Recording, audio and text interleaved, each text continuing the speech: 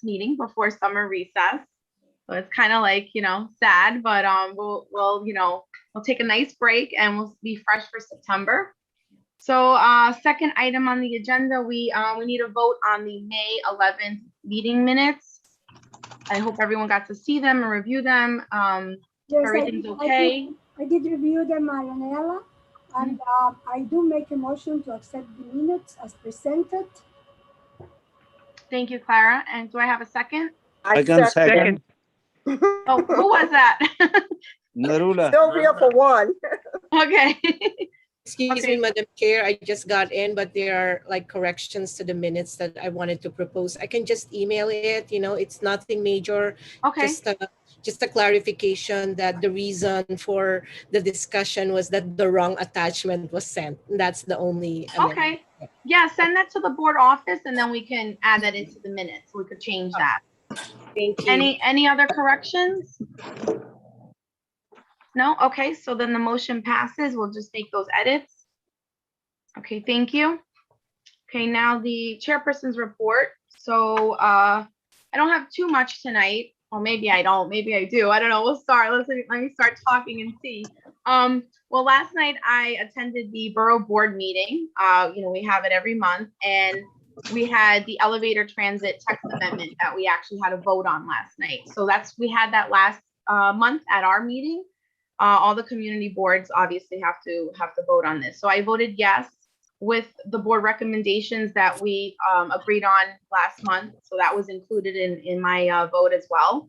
And in addition to that, we saw presentations on the other text amendments, which actually we're going to be seeing tonight in our presentation part.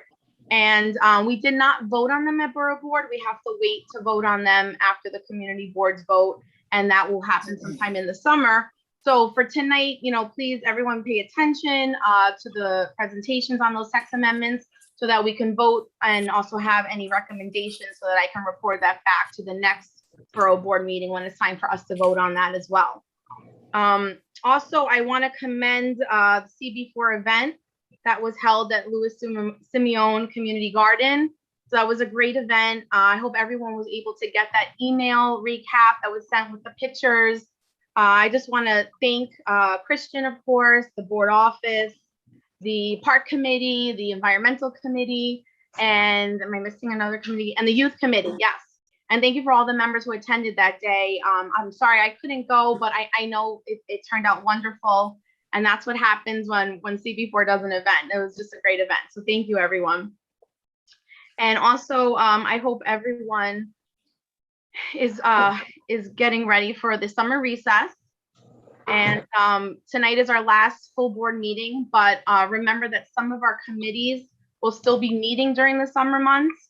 And then also other committees might have to meet, as needed if something pops up. So, keep an eye out for any emails for those committees or maybe your committee, and you can of course still attend those. Also, in regards to the office still going to be, working as usual.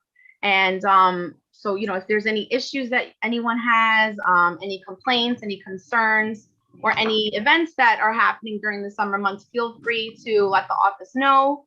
And, we can, of course, help with any issues or complaints you may having. And also, if there's any events going on, we can also send out an email to our email list to, include everyone, and just so that everyone keeps in touch during those summer months. Also, if anyone has anything that, maybe during the summer months that you feel like, we can improve on, of course, in our meetings, always I'm free, to hear those suggestions as well. So, I'll still be helping out as well during the summer months. So I'll still be here and helping, of course.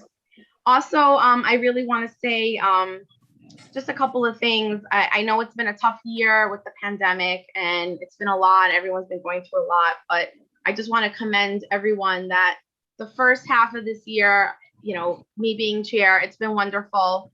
And I was really happy to work for you guys. I hope I did a great job.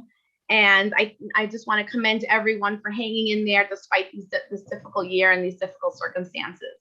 So I just want to say that, hopefully in September, we can all come back stronger and better. And I just hope that everyone has a great summer. And please remember to stay safe as well. And the last of my report is I just want to say, since we're not going to meet, I want to say happy Father's Day to all the fathers on the board. Hope everyone enjoys. You guys are great. Where would we be without our fathers? And then also, we're gonna hope everyone enjoys their summer, but also have a happy Independence Day, happy Labor Day, and happy Rosh Hashanah when we don't meet, of course. And that's about it for my report tonight. I know Christian has quite a bit to report on, but like I said, the summer is here, but we're still going to be working, and we can relax a little bit, but we're still going to be doing work. So I hope everyone enjoys and keep in touch. Okay, thank you, everyone. And Christian? Well, no pressure on me, right? I actually don't have a whole lot to say. I promise you. I think yours was longer than mine. So, everything Marilena said. You guys are amazing. I'm going to reiterate what you said specifically, Marilena, about the community event. Yet again, it's been a little while since we haven't done one, but the turnout was great. We had a lot of the newer board members that just showed up. And again, many of you, hopefully maybe you guys even speak during your section, that a picture's worth 1,000 words. I've been talking about this community garden for ages and these events that were going on, but nobody really sees them. And once you finally see them, you realize just how much it's in. I mean, we're talking about honey and hens and quails and eggs. It's just so much. So if you have not yet done so, please do go. And that's that. That's as far as the event. So Christina, I'm gonna just go down the list of the different handouts that we're gonna be discussing. The first one's gonna be the Elmhurst Green Market. If that's okay with you, you can get that to go up. No problem. You got it. Okay, so again, the one thing that I will let you guys know is while we may blaze through these pretty fast, realize that we will be sending you a meeting recap in the next couple of days that's going to include all these flyers, everything that was discussed tonight, any links, you will receive them. We're just going to go through them really, really quickly as we would normally receive them, as I'm technically speaking for the public forum session of the meeting. So the Elmhurst and Corona Green Markets are here with us. Despite, Corona, everybody knows our green markets, things that we take very seriously. Specifically, the Elmhurst Green Market is open on Tuesdays from 8 a.m. to 4 p.m. from June 15th to November 23rd. For those who don't know, it's adjacent to Elmhurst Hospital. It's on 41st Avenue between 80th and 81st Street. Just please be sure to wear a mask, and this goes for both events. For those who don't know, through Gore NYC, these are markets that are obviously like a farmer's market. That's exactly what they are. You buy locally fresh vegetables, fruits, and more, and they accept cash, SNAP, EBT, PEBT, credit, debit, and you get $2 in extra SNAP. You get a $2 bonus in health bucks, up to $10 for every visit. And the other one is, of course, let me just go back to the Corona one. And again, you will all receive this in both English and Spanish. The Corona one is over off Corona Plaza. It's on 103rd Street of Roosevelt Avenue. That's open from Fridays from 8 a.m. to 3 p.m. from the month of June 18th to November 19th. Next, in no particular order, we're going to go to a statement from John Wang, who is next. Just give me a second. Let me bring it up. Or maybe not. Maybe not. John Wang's not coming up next. Let's go with the next one. We have a community cleanup happening up in Corona. Chris, you can please share the Latin Women in Action event. All right. So fair enough. So the Latin Women in Action are doing a neighborhood cleanup. It's taking place on June 12th from 11 a.m. to 4 p.m. It's a Corona cleanup. And any questions, any concerns, you can reach out directly to Rosemary Morales Pope at 917-757-9208. And again, as we receive more information, more details on it, we will gladly share those with you. And also, Rosemary is in the meeting, so you can actually reach her on the chat as well. Perfect. That was the next thing I was going to say. Thank you, Chris. That helps a lot. Next thing, board members, many of you have not yet filled out your EEO, have not signed back to the board office letting us that you have received it. This is very important. Please get that to us as soon as possible. We haven't created a list just yet for you, but by tomorrow, Christina and I will have sent you a list, and you will receive something from the board office reminding you that you have to get that into us as soon as possible.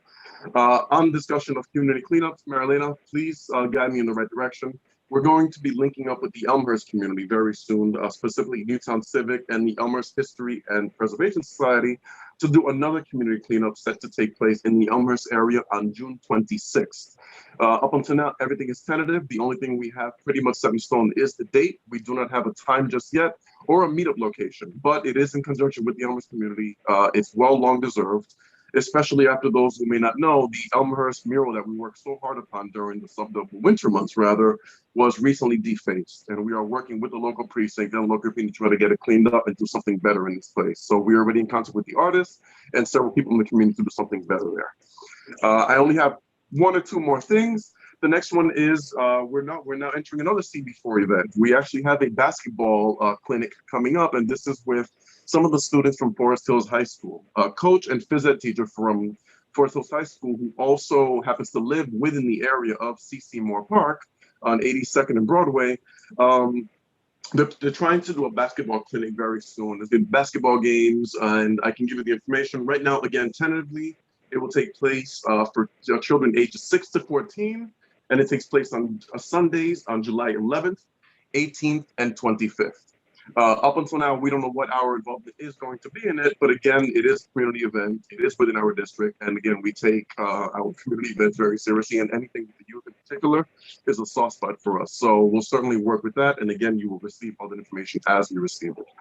And the last thing, again, I do have a report that a small report that I want to read from John Wang. For sake of not holding us up, let's just move on. Just FYI, the night market is officially coming back. And once I get that statement later on in the night, I'll bump you guys. For now, let's get it moving. And thank you for all you guys do. Thank you. Thank you, Christian. Okay, so now we're going to be taking attendance. This is also our open session. So any board members who have any comments or anything to say, now's the time to say it. And remember, you have 2 minutes. Okay, so Chao Chung Chen, Here. Yi Chen,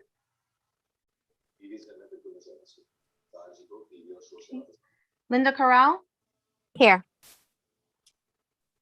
Lorena Diaz. Good evening. Here. Thank you. Michelle Dunstan. Yes, present. I just wanted to say that we're gonna be having the street naming at the Priscilla. I think it's Friday. I have to get more details. I think it's at 5 o'clock. So that's something that, I'm honored to be able to attend. And I hope that some of us from the board will be able to attend also. Yes, thank you, Michelle. Yes, just to reiterate what Michelle said, Priscilla Corral, she was a longtime board member of CB4, and unfortunately she passed away last year. So there will be a street co-naming this Friday at 5 o'clock. I think Christian has some more details about that. Correct. And that's why I was just going to chime in. Michelle, the only reason I did not mention it, because I did speak to Phoebe yesterday, who, I'm going to say reassured me, but mentioned that a flyer would be given to us today. Again, it's my apologies. It's only 3 or 4 days away, but we just received notice of this just yesterday, and the flyer would get it out to everybody. I understand. I no problem. Christian, do you have the street? Yeah, it's a 98th place, I believe. 98th place. 98th place. The one with the 98th and 57th, right? Thank you. Okay, That's my fault. perfect. Thank you. All right. Yeah, so hopefully everyone can attend that. That's great. Thank you, Michelle, for reminding us. You know what, Marilyn, excuse me, if I may, while we're on the subject of street co-naming, something that did come up last month, we were asking for updates. An update was specifically asked about the Jim Galloway street co-naming, and as we mentioned, we did in fact reach out to the council member's office asking for updates on that, but also on several other co-namings that have come to our office over the last couple of years that have not been responded to, including Jim Galloway's, Hakeem Griffin, and the daughter of Miss Williams down on the Horace Harding Expressway. That again, these are items that continue to, end up on CB4's desk, but the council member was in fact reached out to, so hopefully we'll get a response very soon. Thanks, Marilyn. Oh, actually, Berenice from Councilmember Moya's office put the details in the chat. So if anyone's interested, it's actually right there. Okay, thank you, everyone. Aridia Espinal.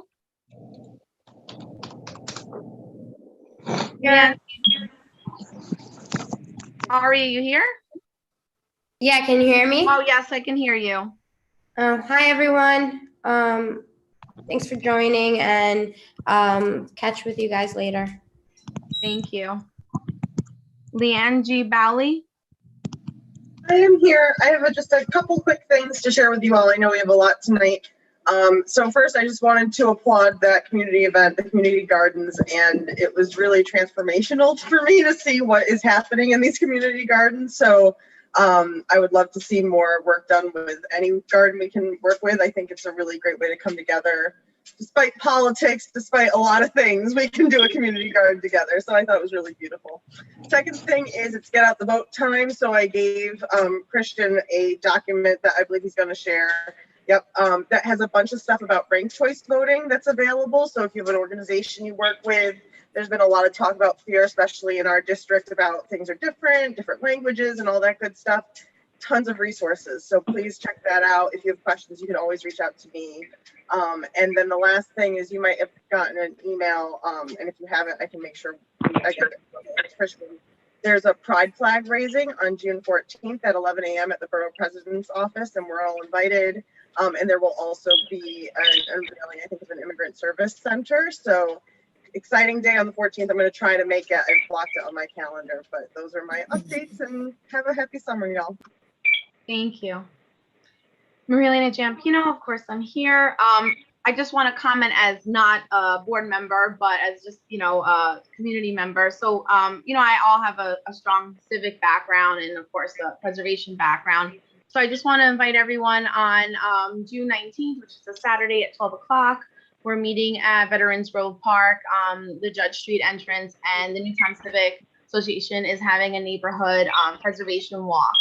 So that's something, I think it was sent in the last, the agenda email, if anybody wants to join us. And then going forward, the Elmhurst History Group will be having, upcoming events as well. So I could pass that along to the board office in case anybody wants to join as well. So that's all I have to say. Thank you. Kristen Gonzalez. Thanks, Maria. Hi, this is Kristen. Just hope everyone is safe, well, vaccinated, and definitely hoping that we're getting closer to seeing and doing this again in person. But hope everyone has a great summer, and I'll turn it back to you. Thank you. Thanks, Maria. Lara Gregory. Good evening. Good evening, Chair. I just have 3 very brief points because we have a lot tonight. Thanks again for the wonderful event at the park. It was great to see and meet in person Christian and Lian and all the other people who were there. I have photos. I can send it to you so that you guys can see it as well. Also, I wanted to affirm those who are celebrating LGBTQ month in June. And also June 12 is a Philippine Independence Day. There is an event in Queensboro Hall if you want to RSVP for that. I think it's at their website. And third, on May 26th, a 76-year-old Asian woman was attacked as a hate crime event over on, I think it's 57th Avenue and 97th Street or 97th Place. So I just want to make sure that we are doing something. Always, I have proposed I'm having a subcommittee or maybe with subcommittee chair Lucy Chilero of public safety that we can have an hate crimes committee as well. That's all. Thank you. Thank you, Lara. Oh, by the way, the perpetrator has been apprehended, which is great. Oh, thank you. Perfect. That's always good news. Dipindra Lama. Okay. Vincent Wasella. Good evening. Here, no comment. Vincent, do you want to talk about the event you put in the chat? Yes, with the 110 precinct and the 110 precinct council is holding a community event on this Thursday in front of the 110 precinct. It runs from 5 to 8 o'clock. There'll be free food, free entertainment, a chance to engage with your police department, get to know your NCOs, and come out. The weather's supposed to be clear, a little warm. We have plenty of beverages, and I really don't want to say anything other than, get out and vote June 22nd. Thank you. Thank you. James Lisa. Salvatore Lombardo. Carol Mashewski. Okay, I'm going to remind everybody that I was recently appointed the board's representative to the Queens Solid Waste Advisory Board, which the borough president sponsored and made legitimate recently. It's to do with zero waste landfill, a goal that was set a while back, and they're looking for no additional landfill by 2030. So some of the recycling has already started. I will talk more about the meeting that I attended on May 26th later. Thank you, Carol. That's it. Thank you. Sunil Mahat. Hi, good evening. Hope everyone is staying safe and well, and hopefully everyone is vaccinated at this time. Sunil is here. No comment further tonight. Thank you. Trisha Martin. Good evening. I just want to comment. I also want to state that it was an excellent event. Hats off to our new chair for the youth committee, Sylvia. Great job. And I really want to state also, I know this is your first year, but I really need to state that you did a great job for us as our new chairman. And I thank you. This was a hard year, but you kept us going forward. And of course, my beloved Christian, always on point. Okay. So everyone have a wonderful summer. God Thank bless. you so much, Pat. Thank you. You too. Sylvia Martin. Hello, I'm here. Thank you, Pat. And I just want to wish everyone a happy, safe summer and enjoy. Thank you. And thank you, Sylvia, for all your work. Thank you. Matthew McElroy. Hi, I'm here. Is Rovenia McGowan with you? She is not. Oh, she's not? Okay. Jose Murillo. Hi, everyone. If Christian can give more information about the basketball cleaning, we appreciate it. Yes, he will be. He will be sharing all the information with the board. Look out for the email. Got it. Edgar Moya.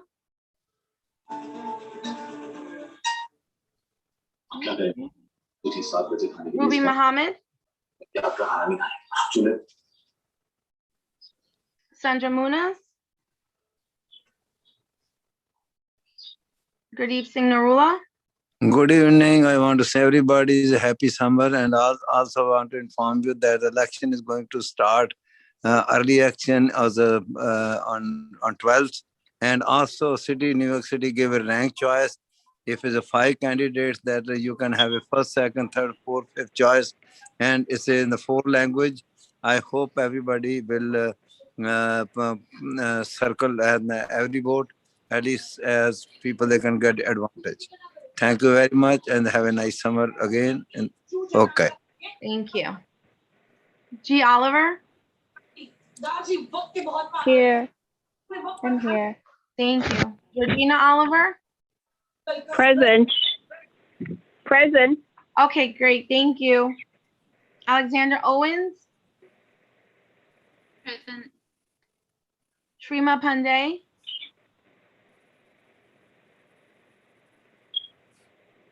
Purushottam Panthe. Sorry if I'm not pronouncing right. No. Okay. Alexa Ponce. Lindsay Quartini. Brian Ramirez. Ashley Reed. Here. Good evening, everybody. I just want to amplify again, everyone, please get out and vote. Early voting starts on Saturday. If you're unsure of your polling location, you can message me or check it out. It might be different from your polling location for the general. So everyone, please exercise your right to vote. Thank you. Yes, Ashley. Yes, it's a big voting. Everyone, I hope everyone goes out and vote. Thank you, Ashley, for reminding, and everyone for reminding. My reports in the beginning, I'm like, there's so much, and then I'm so happy to have you guys to remind everyone about these other things that I forget. Okay, Oscar Rios. Christian Romero. Thank you, Marilena. I just want to second what Pat said and congratulate you on a fantastic job as chairwoman. And I hope everyone has a great summer. Thank you. Thank you, Christian. Thank you so much. Clara Salas. Happy and blessed summer to everyone, and happy Father's Day. And also, I'm sure by now everyone has received this voters ranked choice voting booklet. It is bilingual, Spanish and English, But I think some of you requested in Mandarin and other language, it will be sent to you by the Board of Elections. Happy Father's Day and happy summer to each and every one of you. Thank you. Thank you, Clara. Lucy Cirillo? Present, and I'm also going to state this now before everyone goes home or leaves early to get a nap or sleep because these meetings are long.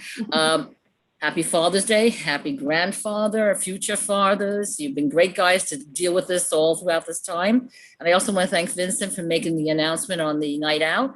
And I wish you a safe and wonderful summer, all of you. Thank you, Lucy. Red Sevilla? Yeah, hi, everybody. I just want to echo as well sentiments made by Patricia and Christian. This was a tough year. Maria Elena, Christian, those in leadership. I mean, you guys did a fantastic job. It was a wait to figure out how we're going to meet. How are we going to stay connected? How are we going to maneuver a very uncertain time period? I mean, this past year was really tough. So the sacrifice and the hard work that you guys put in, I mean, I don't think that could be overstated. Christina and the staff. So kudos to you guys. Thanks for being the glue and keeping this board together. Appreciate you guys. Thank you, Red. Thank you. That was wonderful. Thank you. Urgan Sherpa? Yes, present. Thank you. Thank Alton you. Derek Smith? Present, wishing everyone a safe and happy summer. Gregory Spock? Good evening. Again, echoing what a lot of people have said. Kudos to the leadership team. Marilena, amazing job considering all the circumstances. Definitely a happy Father's Day to all the fathers. As a father, I see and hear every one of you that are out there that this has not been easy, but keep going. We need to keep the young people as father figures or et cetera. My comment will be about sort of something I've been talking about at other board meetings, which is pedestrian safety.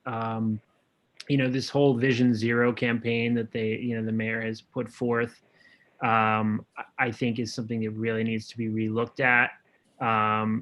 Pedestrian deaths are up about 58%, I think. We've had, very recent ones. There was one on 43rd Avenue just, a week ago with a woman getting hit by a car. So I really, we need things to be looked at from on the ground, not just from a numbers perspective, because, again, as someone who has a mobile child running around, I'm very aware that, people are speeding and people are doing things that are very reckless, and we really just need to get that under control for everyone's safety. So have a happy summer, and take care. Thank you, Gregory. Dewan Tariq? Present.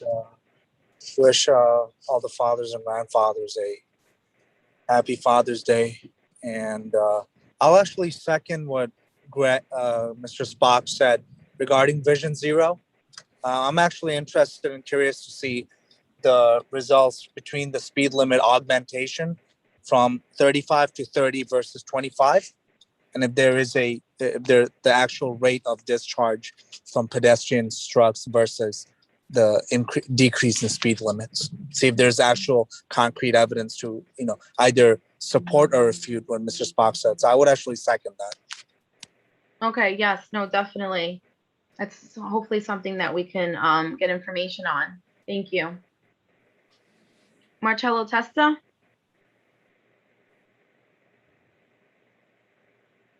Deshaun Saring? Lewis Walker? Yilin Wang? Yes, hi, I'm here. Okay, thank you. Minwen Yang? And I'm here. Oh, Minwen. Okay, I'm you're here, sorry. Okay. No, it's okay. Okay, and may you? No, okay. So, Marilyn, and before you move on to anything, I do want to just finish my report by reading that statement from John Wang, and then that's it. That's the last thing in my report. If that's okay, just give me the okay once Yeah, you're yeah, sure. done. Ready to go? Yep. Okay, so this is directly from John Wang. As you guys know, he's director of the Queens Night Market. Dear CB4, after 20 months of cancellations and postponements, the Queens Night Market is finally reopening on June 19th. We are very much looking forward to seeing you all again. As described last month, the event will be ticketed until attendance restrictions are completely lifted. Entry will be timed and tickets cost $5. The proceeds from ticket sales will be used to eliminate vendor participation fees because we know how hard last year has been on small businesses and vendors. We're also pledging at least 20% of any net proceeds to initiatives that promote racial equity and also COVID relief efforts. If you have any questions for charities that best serve these causes, please do not hesitate to reach out to me. Many thanks and see you soon. Sincerely, John Wang. And he did ask that I share his contact info, so you'll all receive that in the chat. And the last thing that I will say before I close off, because I feel like I'm remiss, yet again, also, Marilena, thanks to you, thanks to the leadership, the chairs in specific. It's been a really rough month. The new members, you guys caught on really quickly. I'm getting more inquiries now on how we function than we've ever had in all these years, so that's a good thing.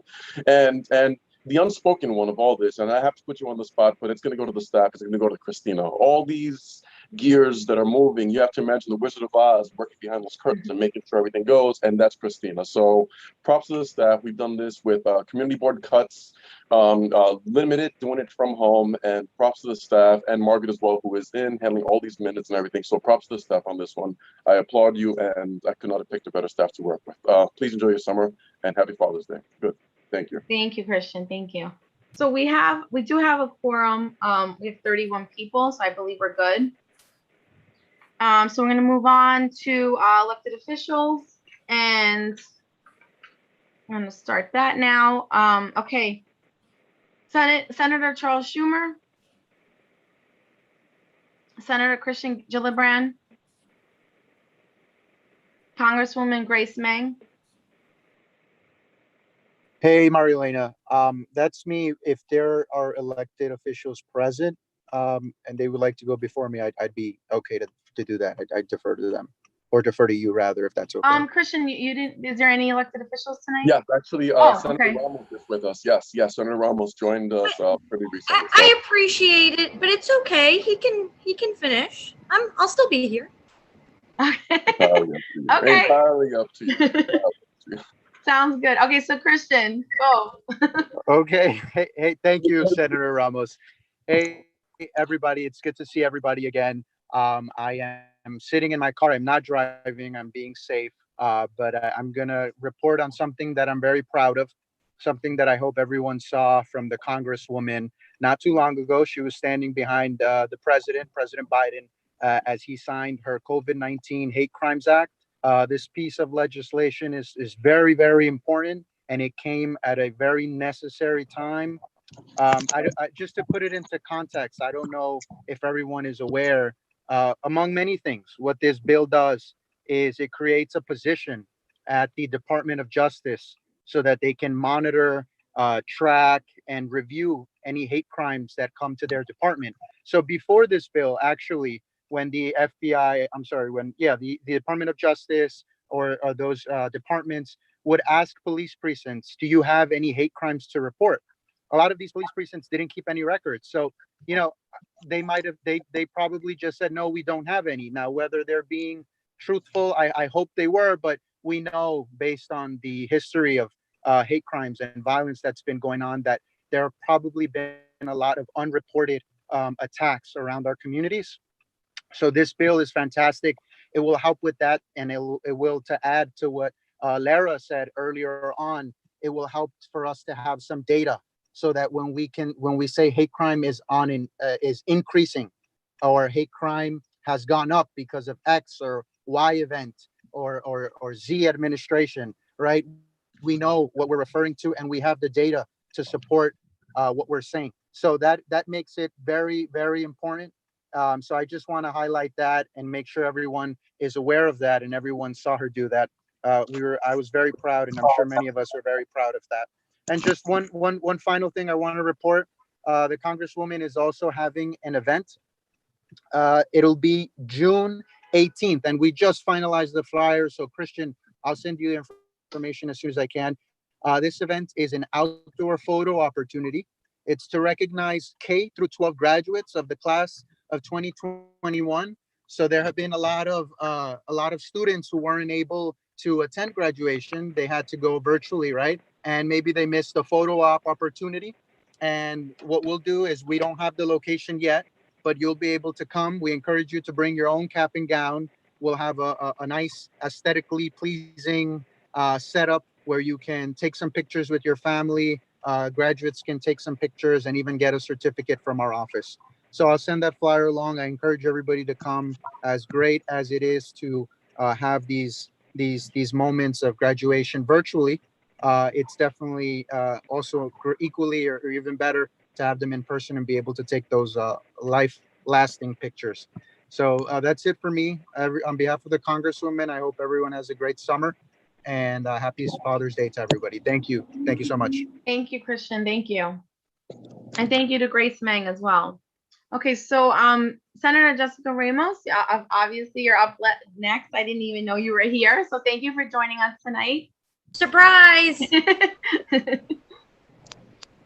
Thank you, Mariana. It's so good to see you. It's so good to see everyone. It's really been a while. We've been through a huge ordeal in every possible way, but we've made it through together, and we're here. And that, I think, is always reason to celebrate. It's really nice to see all of you. You know, just being here for the past, I guess, 42 minutes, it's really been a wonder to see how far this community board has come, and to see a lot of representation and a lot of diversity on this community board. And for that, I'm very grateful, and I'm very thankful to all of your voices and all of your perspectives.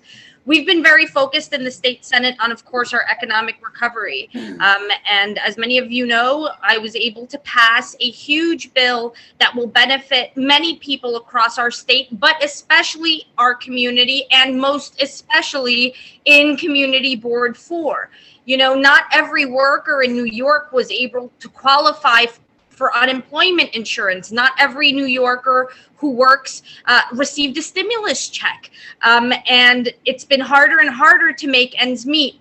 So we've devised a way to address this issue on the state level, and that is what we call the Excluded Workers Fund. It's exactly that, for workers who were excluded from the programs I just mentioned. And yes, that's mostly undocumented neighbors, but not only undocumented neighbors. There are many people who have, gig jobs, odds and ends, and different ways of being able to make rent every month. And we want to be able to help the economic recovery reach as far in every corner of our community and our state. So $2.1 billion was won just a few months ago with my legislation. And we are waiting for this program to launch at the end of this summer. This is important because we've kind of already started to hear rumors about scam artists and those infamous notarios in our neighborhood who are trying to scam our neighbors. No, it is not true. The program has not been launched yet. And we're expecting an announcement from the Department of Labor in a few months that will tell us exactly what the final list of documentation will be in order for people to be able to qualify. I want to recommend that everyone who is interested in this program or in being able to share information about this program with your senior center, with your neighbors, with your tenant association, hint, hint, Michelle, please let them know that they can visit the fundexcludedworkers.org website. And that will give everyone the list of the documentation that is available for right now. There are some rules and guidelines that have still not been decided by the Department of Labor, and that's part of the announcement that we're waiting on. I've been having regular check-ins with them. It's my bill, and if you know me, I'm going to be on top of them to make sure that this is going to be done well and that this will be done right. This should be, I expect it to be, a huge economic boost to our economic corridors, to our landlords, to, you know, the folks who have been owed money and who need us to spend a little money in our small businesses. So I'm really hoping that I can count on all of you to help us make this program as successful as it can be. There's also an important rental assistance program that is currently available, and that if anybody, should anybody need help, you can always reach my office. I saw that Mary already included the email and I think even the phone number in the chat. It's a state program, so as you can imagine, not everybody qualifies, and it's hard to get the information. It's hard to just, if you're interested, if you have the need, call our office and we will make sure that you know, we figure out how we can help you, whether it's that program or any other programs that are available. But I just really wanted to say hi to everyone. I wanted to remind everyone about early voting. Huge election this year. Don't ask me who I'm you know, endorsing for mayor. I actually don't think I'm going to be getting involved after everything that has happened. But I want everybody to go out and vote. The primary is June 22nd. We're choosing a new mayor. This is tremendously important. Nobody knows this more than community board members. As a former community board member myself, I know. So just make sure all of your neighbors go out and vote, whoever you're voting for. And as well for city council. There are very vibrant races in our city council districts. And we really are encouraging every single community, every single neighbor to participate this year, so that we can have the best possible representation at the city council level. Thank you, Rosemary, for mentioning restaurant owners. I was just thinking that I forgot to mention, I have introduced legislation that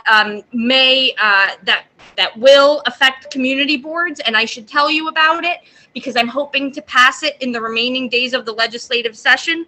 A lot of restaurant owners have had a lot of trouble getting approved for their liquor licenses, and respecting the process that we go through as a community in order to approve or disapprove of this license, we do want to make it easier for those good actors to get the license. So I have proposed that we make temporary liquor licenses available in New York City, which are already made available upstate and on Long Island. It's actually just been us who haven't been able to have this benefit.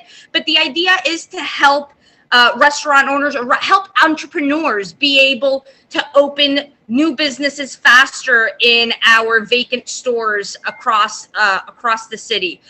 So hopefully that will happen over the next 2 days, because the end of session is June 10th. With that, I just want to say happy Father's Day to all the dads, all the stepdads, all the moms who are dads, everyone who plays a special role in a child's life and is a role model to our youth. Thank you for everything that you do. Please have a safe summer, stay hydrated, and get vaccinated. I love you guys. Thank you so much, Senator Ramos. Thank you. That was wonderful. Okay. And thank you for joining us. This is Ruby. I'm here. Okay, Ruby. Thank you. Thank you. Hey, Ruby Mohammed. Hey, Jessica. How you doing? What's up? You? Okay. Thank you. Hi, Marilena. I don't know if you knew I was here. Oh, no, Lou. I didn't get you either. Okay. Yeah. All right. Some reason the volume didn't work, but people saw me and said they couldn't hear me. Oh, okay. All right. Thank you, Lou, for letting me know. I'm glad you're here. Thank you. Okay. Okay. So, Senator Ramos, you're good, right? Are you going to stay longer? I'm good. I can stay a little longer. And if people want to send me direct messages with questions so as to not disrupt, you know, your agenda, I don't want to be disruptive. I'm happy to keep conversing with folks. Okay, perfect. Thank you so much. That's wonderful. Awesome. Thank you. Okay, so legislator list, we're on to, I believe we have a rep from Alexander Ocasio-Cortez's office. Yes, that's Michelle. Okay.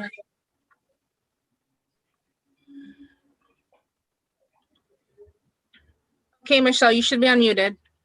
Great. Hi, everyone. This is Michelle Hernandez with the Office of Congresswoman Ocasio-Cortez. Good evening, all. and happy summer. Now we're entering the summer month. I have three top lines that I'd like to share with you all. The Congresswoman hosted a virtual town hall on May 24th. I'll be sharing a link so you all can take a look at the town hall recording.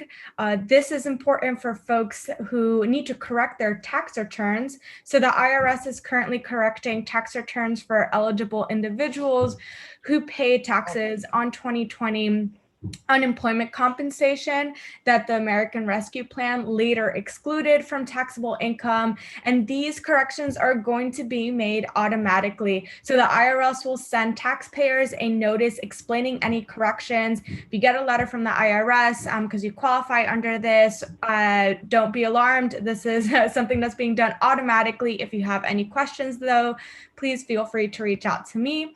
And then the last information that I wanted to share was that this last Friday, the Congresswoman was joined by Senator Kristen Gillibrand, Congresswoman Grace Meng, State Senator Jessica Ramos, and State Assembly members Catalina Cruz and Jessica Gonzalez Rojas at the Elmhurst Hospital to call to attention our community funding request for Elmhurst Hospital's maternity ward renovation.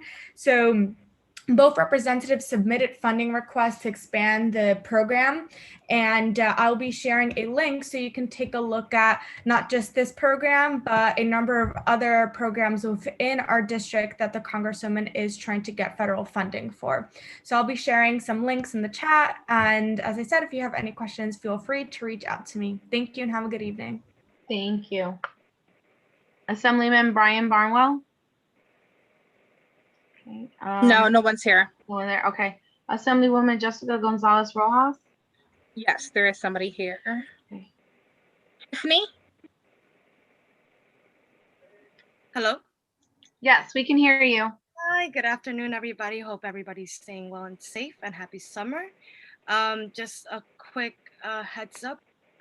We are helping constituents now with the new emergency rent assistance application, which just recently started June 1st.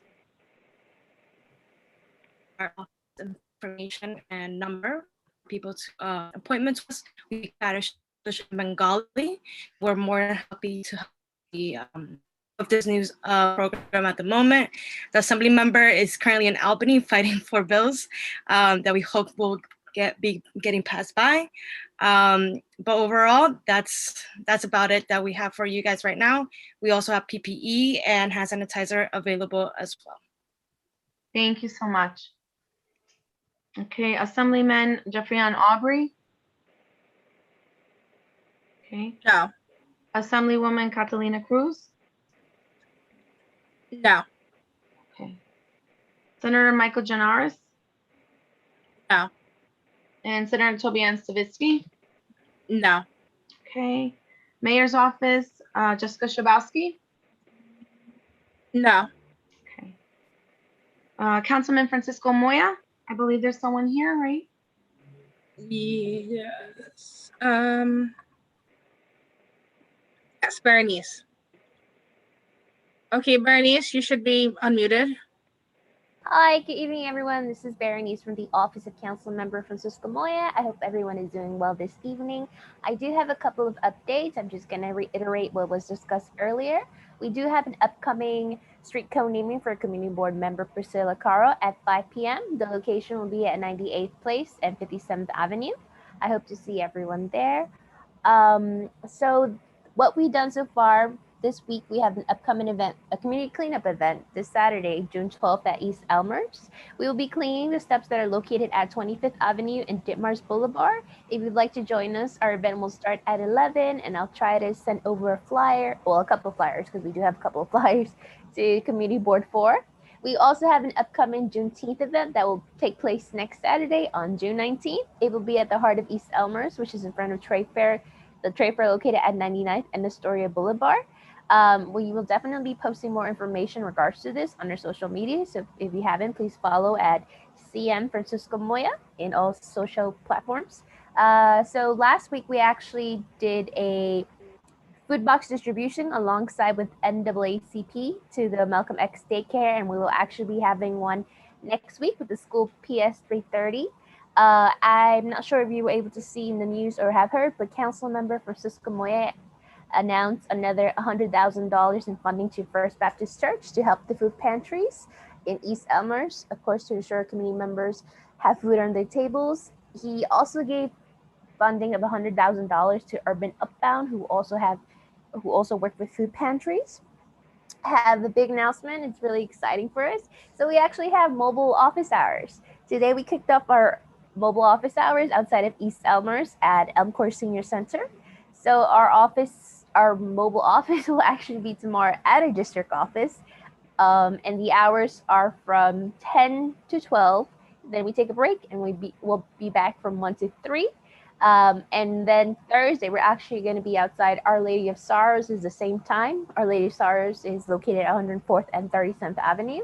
So I think the places are going to stay the same, but they might change. So I definitely recommend to check out our social for the week-to-week update, which we will be posting. So yes, and some great news in regards to COVID vaccination. So the partnership with the Houses of Faith and Community have really had an impact in getting both adults and youth vaccinated. We had great news that in zip code 11368, about 70% of adults are vaccinated, 53% are fully vaccinated, and 70% have at least one dose. So that's wonderful news, and all of the efforts of asking people and getting people vaccinated are working. Lastly, of course, Our Lady of Sorrows, it vaccinates from Monday to Wednesday, and First Baptist Church regularly vaccinates weekly.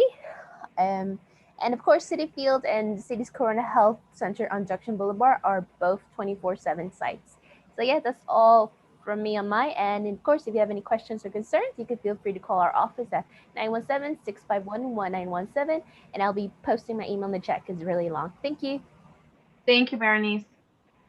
Okay, Councilmember Daniel Drum. Yes, Kelly, you should be unmuted. Thank you. Good evening, everyone.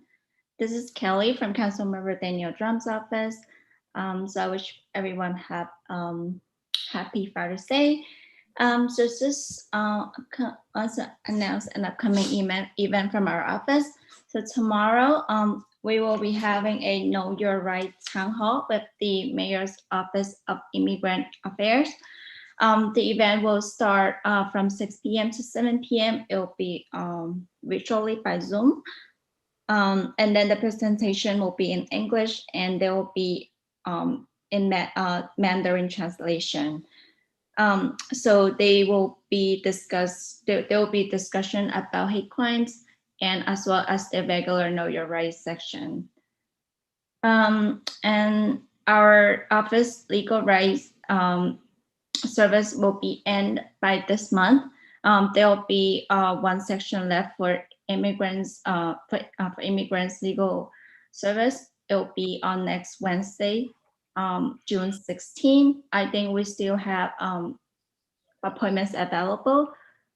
So the service might be resumed sometime in October, but more information will come later. So if you or anyone needs an appointment for regarding immigrant issues, you can reach out to our office for an appointment. And our office number is 718-803-6373. And regarding the Know Your Rights flyer I've shared with the community board, I think they will share with everyone later. And that's it for me. I wish everyone had a great summer. Thank you. Thank you so much, Kelly. Borough President Donovan Richards. No. Okay. Controller Scott Stringer. Yes. James, you should be unmuted. James?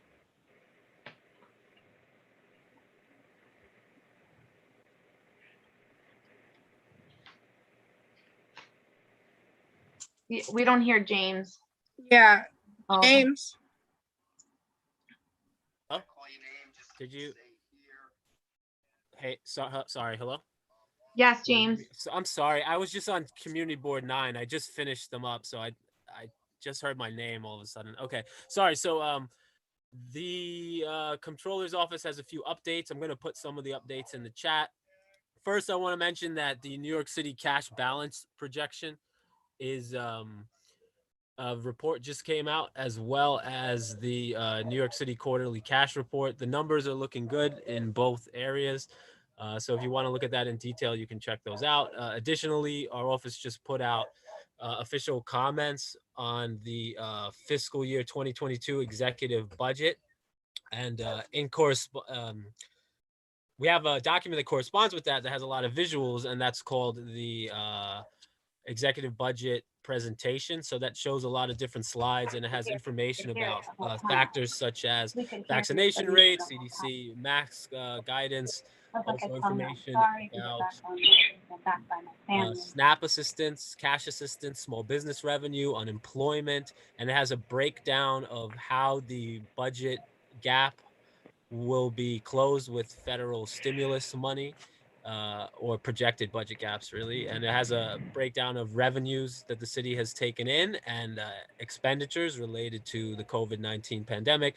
And it has a breakdown of the federal stimulus money in terms of where it comes from and then also how it will be spent. So there's a breakdown of specific programs that the money will be allocated for. So I'm going to put that into the chat in a few moments. And I also lastly want to say, I hope everyone has a great summer and enjoys the short break that we'll have here from meeting. And if you need to contact me for anything, you can always do so at 646-689-6509. Again, it's James from the Comptroller's office. You can reach me at 646-689-6509, and I'll put that in the chat as well. Thank you. Okay, thank you, James. And last, Public Advocate Jomani Williams. No. Okay. Okay, so now moving on, we're going to be going to our first presentation. The presentation for the ULURP Zoning Committee, we're going to be doing first tonight, and then afterwards we'll follow with the Park Committee presentation. So we're joined by Kathy Coe, City Planner from the Queen's Office, and she's going to be presenting on the upcoming 3 text amendments, which we're going to be voting on tonight. And this is also for, citywide. It's going to be for citywide text amendments. And then I will be taking our votes and recommendations and bringing that to the borough board sometime in the summer. So Kathy Coe, are you here? Yes, I am. Hi. Hi, Kathy. Good to see everyone. Good evening. Thank you for having us. I hope everyone's been safe and well. And I also just want to take a moment to introduce my colleagues who are here with me. We have Hye-Kyung Yang. I'm not sure. Yeah. And some of you might remember her. She's a CB4 veteran. She was the DCP planning liaison for Board 4 before I arrived at DCP. So Hye-Kyung is here to help present. And then we also have my colleagues, Barry Dinnerstein, Dylan Sandler, and Alex Pekis, who are also going to be helping to answer questions on Fresh 2, the health and fitness text, as well as the hotel special permit.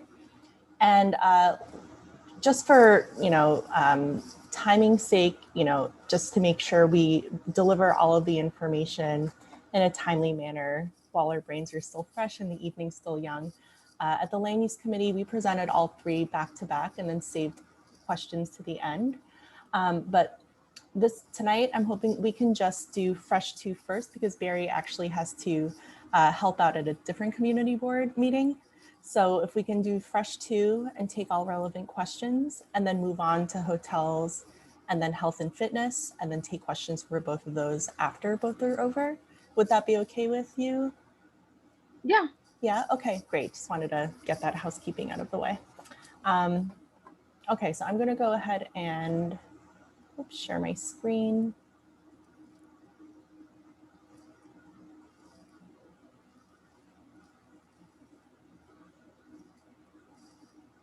Where is it?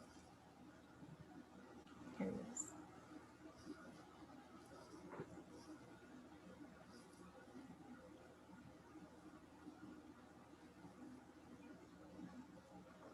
Actually, here it is, okay.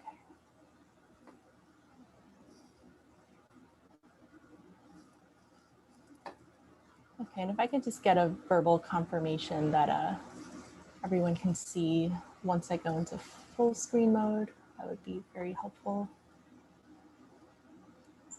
Okay, I see you nodding, Maria Elena. Okay, Yep, great. I see your screen. Yep. Okay, Yeah, it's great. full Thank you screen so now. much. Perfect. Okay, wonderful. And again, my name is Kathy Coe. I'm the planning liaison for Community Board 4 at the Department of City Planning.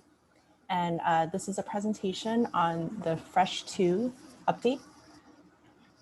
And this proposal is a zoning text amendment to update the existing food retail expansion to support health, or the FRESH program. FRESH is an existing program in the zoning resolution, and FRESH 2 would seek to expand upon that program. And that's based on research and feedback about the existing program. And the goal of the FRESH program was to incentivize more supermarkets in underserved areas of the city and to increase accessibility to fresh foods. And you can see where these programs and basically Fresh 2 would expand on the existing incentives and provide greater opportunities for fresh foods in new areas of Queens. And here on the map on the right shows where these current programs apply. And basically in 2009, the FRESH program was created in response to a citywide study done the previous year, which was initiated by the mayor's office in response to a supermarket shortage in certain neighborhoods of the city. And over the past year, as a result of the COVID pandemic, unfortunately, we've seen the very dire disparity in grocery store access. That's become even more apparent through this pandemic. Grocery stores are a fundamental component of neighborhood health, and COVID has highlighted really the importance of having better access to supermarkets. And the goal of the FRESH program was to encourage the development and retention of convenient, accessible stores to provide fresh fruit and vegetables, fresh meat, and other perishable goods, in addition to a full range of grocery products. And FRESH 2 looks to expand access to these products in more neighborhoods. So the existing FRESH program has two components. One is a discretionary tax incentive program that's administered by EDC, that's the city's Economic Development Corporation, and a zoning incentive program, which is what we're talking about now, which is administered by DCP. So that's a little bit of background on the reason for the proposal. So let's step into what this actually looks like in practice. Fresh zoning incentives can be obtained through two actions. One is a chair certification that would be required for providing additional floor area. So in mixed-use buildings, developers can receive 1 additional square foot of residential floor area for every square foot of fresh store that they provide, up to 20,000 square feet. Would also be for modifying M1 requirements to permit grocery stores above 30,000 square feet, and also reducing required parking for grocery stores in lower density neighborhoods, which can be pretty costly to provide. Chair certifications are a ministerial action, which means that if the applicant shows that they meet the program requirements, the chair of the City Planning Commission grants them the certification. So for chair certifications, once the CPC has decided that the application has met all of the requirements, the community board then has 45 days to review. And this review period is in place to make sure that the boards are aware that a fresh store is coming, and to give the board an opportunity to meet with the developer, ask questions about the store, understand the plans, and voice your concerns and questions with them. Fresh zoning incentives could also be obtained through a chair authorization, which is a discretionary action that allows a developer to apply for an additional 15 feet in height, or about one more story on their building, past what is allowed under zoning. So this authorization is provided to allow for an additional floor of residential space in exchange for the fresh supermarket on the ground floor. So these numbers were more or less created to help make sure that a fresh food store would be created instead of something like a CVS or a bodega or other sort of non-grocery type stores. And a legal document is filed with the application, which is tied to the development of the first floor retail space to make sure that the retention of the fresh grocery store is secured. And it's also important to note that the C of O for the additional residential FA floor area is tied to the existence of that supermarket. So the permanency of the grocery store is really important for the stability of those residential units. And it's also a way to make sure that the grocery store will stay in place. So Michelle, Yeah. can you put yourself on mute? Thank you. Thank you. So since 2009, there have been 27 certified fresh projects citywide. 8 projects are occupied and open to the public, and there's only one in Queens, in Western Queens. So for the purpose of analysis, the city had to define a grocery store as having a primary purpose of selling food for consumption at home, providing a broad range of products that are being sold, containing at least 5,000 square feet, and eliminating chain stores and one-stop shops, such as CVS's and bodegas and uses like that.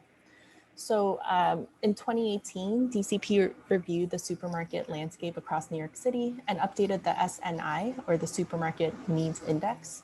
And the SNI was created to help locate where the largest populations with limited opportunities of fresh food were, and in reference with the Department of Health to determine the areas in the city where the highest levels of diet-related diseases were. So 4 criteria factors were looked at to help decide where in the city we're in high need of grocery stores. One would be walking distance, making sure supermarkets are within a comfortable walking distance of households. Another would be car ownership. So since the idea was to provide convenient access to all, households without cars are also, are considered in need. Another factor is families with children living in poverty. So low-income households may be affected without competitively priced fresh food available at the neighborhood level. And consequently, it could include more time and money being used for grocery shopping. So accessibility for low-income households is very important. And the last factor was a trade area. So measuring if there is enough square footage of grocery stores for any given population in any area. As for the scope of the proposal, Fresh 2 would update the existing program that provides greater incentives for neighborhood grocery stores to locate in underserved neighborhoods in the city. I'll go into each of these bullets in the following slides, but one would be the expansion of the Fresh boundary to include more neighborhoods of the city, preventing saturation of supermarkets within these boundaries, modifying glazing requirements for conversions, modifying parking requirements, and other minor zoning text cleanups. So based on the SNI analysis and land use policy goals, the text is proposing an expansion of the boundaries of the Fresh program, all which were vetted by borough offices and city council land use staff. 19 community districts already exist in Fresh, and 11 more would be added. And as you can see here in Queens, that's 1, 3, 4, and 14. And although the boundaries are drawn pretty widely, Fresh is only applicable where there's commercial zoning. So only, and as well as M districts. So only where Fresh applies. And that area can actually be relatively small. So you can see on the map here, the proposed affected areas in District 4 is really the eastern part of District 4, really looking at Junction Boulevard as that boundary. And it doesn't mean that every square foot of that area would be where Fresh is applicable, only where commercial overlays are. So in District 4, that would be mapped along 108th Street, Roosevelt Avenue, Junction Boulevard, and other small portions. Community District 1 has been the only Queens community district to see a certification of a Fresh store. And even though you can see on the map on the right that there's actually a high need in many parts of the borough, including District 4. So in terms of preventing saturation of fresh supermarkets, out of the 28 certified projects since 2009, 15 to 17 were in Bed-Stuy and Brooklyn. There are many concerns about this because the oversaturation of Fresh stores can potentially run existing supermarkets out of business. The program could also incentivize buildings that are bigger than what the underlying zoning would allow. So under this proposal, bonus FAR within a half-mile distance would be capped at 40,000 square feet. And note that 20,000 square feet is a maximum bonus FAR one project can have. DCP understands that the provision can't completely stop or discourage a supermarket from going into a neighborhood, but it is one way for the city to control the overbuilding of supermarkets and an unanticipated development of bigger buildings than what zoning would typically allow. And then on to the modification of glazing requirements for conversions. Currently, any fresh food store is required to be glazed in accordance with the provision of the zoning resolution, section 3734, which states that transparent materials should occupy at least 50% of the surface area of a ground floor level street wall.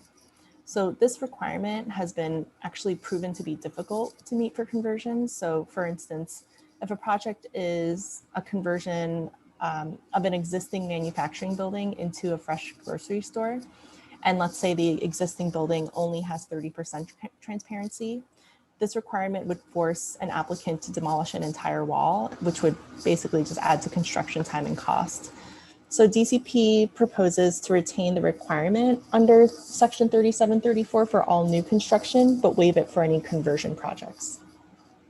And this waiving glazing for conversions is also consistent with DCP or with what the zoning resolution requires in other parts of the resolution. So it's not entirely novel. And for the modification of parking, fresh expansion includes more lower density residential districts. So that's R3 to R5. Currently, Fresh eases parking rules by requiring 1 parking space per 1,000 square foot of commercial area in certain districts. And in this updated version, in districts R3 through R5, Fresh would require 1 space per 400 square feet of supermarket area with a 25 space waiver. So the parking waiver applies to the fresh food store only, but not for the other uses in the building. And that could be other commercial or residential uses. And as for other minor text cleanups and clarifications, Fresh requires a minimum of 6,000 square feet selling area to be contiguous and located on the same floor. And this is to make sure that a good portion of the supermarket's guaranteed for good access. And this text proposes to redefine the distribution of fresh products in a store. So currently 80% of selling area has to be food, but it's been highlighted that these rules are too stringent. So the update would include a requirement and the distribution between perishable and non-perishable goods that's seen as more reasonable. So pending this proposal, it would be 60%, not 80%. And currently, all fresh projects are required to have a restrictive declaration, which is a legal agreement to have the supermarket in place in perpetuity. And this requirement has been told to be arduous, so this requirement would not be in place for projects that do not increase their residential floor area. So if a food store is already as of right and not bigger than what zoning permits, there would be no need to require a restrictive declaration. And if a project did not take bonus residential floor area, but took advantage of a parking waiver, and if it wants to change the use in fewer than 25 years after a fresh store was built, it would have to meet the underlying parking regulations. So that sort of wraps up the changes proposed by this text amendment. So in terms of timeline, Fresh 2 is certified on May 17th, and the board will have 60 days until July 26th to review the proposal and provide recommendations. Thank you for your time, and we're happy to take any questions that any members might have. Thank you, Kathy. So you could take questions now for we're going to take take them now, just because Barry does have another community board waiting for him. Okay. And his Okay, expertise, perfect. So, Okay, so I'm gonna go Lucy, question. Oh, Lucy, we can't hear you. I think Greggy put his hand before me. Oh, I'm sorry. Okay, Gregory, do you want to go first? Lucy, you can go since Okay, just kind Laura, of is getting that in line. okay Go with you ahead. too? Both, Sure. both of you, okay. I'm right off from Junction. Traffic is unbelievable, as well as Horace Harding.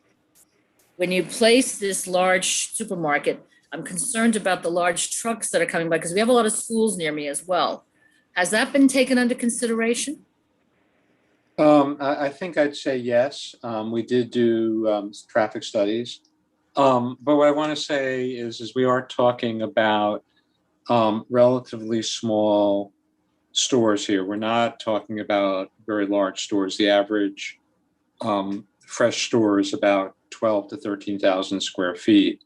So, these are essentially neighborhood small businesses, and they're neighborhood serving. So we don't really think you're going to see huge amounts of traffic generated by the stores. Thank you. Okay, Gregory? Thank you. So my question sort of stems from listening to a lot of the feedback from Manhattanites and Brooklynites that where this exists. And as sort of we've discussed earlier with our community gardens, one of the big concerns I have is what portion of that fresh store is going to be devoted to fresh fruits and vegetables, which largely are the most expensive groceries compared to as you alluded to, the non-perishable, the canned goods, things like that. We're well aware that we are in sort of a food desert here where we have more fast food restaurants than we do access to fresh fruits and vegetables. So my concern would really be, how are we holding the grocery stores so that it's not just a glorified bodega selling, canned goods, but it's actually, improving the health of our neighborhood, as well as, the carbon footprint of supporting local farms or stuff that either is grown locally or it doesn't have to be trucked in here from, foreign countries or across the country. So the Fresh program has a requirement that in order to be a qualifying supermarket, you must have a minimum of 500 square feet devoted to the sale of fresh produce. There's also a requirement that at least 20% of the store be selling fresh product. And there's a requirement that every 3 years, they need to send us pictures and report to city planning that they are complying with those rules. We also, would like, to know from community boards if, the stores are not doing that. One of the things we trying to do with Fresh is to have full service supermarkets that have a lot of fresh product in them, and that other stores, lots of stores sell food. Target sells food, but it's not a supermarket. And so this is a program that is intended for supermarkets, for stores that sell food for preparation at home. And we want to make sure that people take advantage of the program or doing that. And I just want to ask that. So you said every 3 years the store has to report back. Correct. Okay. And how did you come up with that number 3 years? Is there any specific reason?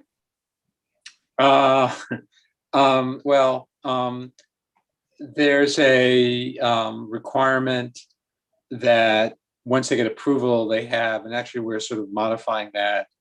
There was a requirement that they report within 18 months what's happening with the store. And it's taking a lot of these projects longer to build. So we're going to give people for the first report a little bit more time. I think we just wanted to keep an eye on what was going on and didn't want to be too burdensome, but yet, long enough that we knew what was going on. So we picked 3 years. I don't know that there was any scientific reason for doing it. Okay. Okay, thank you. Gregory, is that all your questions or? Yes, thanks. Okay. And Lara, you have questions? Yes. Hi.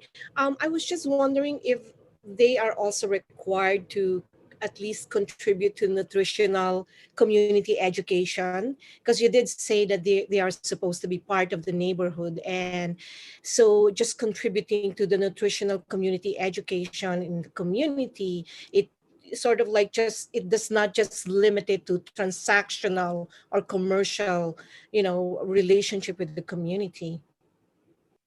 That's not really the it's really hard for zoning to do things like that. I would say that many of the store operators do try and guide people to make healthy choices. They work very much with the health department to encourage people to eat healthy. I can't tell you that every single operator does that, but it's very common with the supermarkets to sort of work, particularly with the health department, in terms of combating diet-related disease. So I think for the most part, they have a pretty good record on that. They do sell a lot of things that are not so healthy, but they do make an effort to try and, help the community make good choices.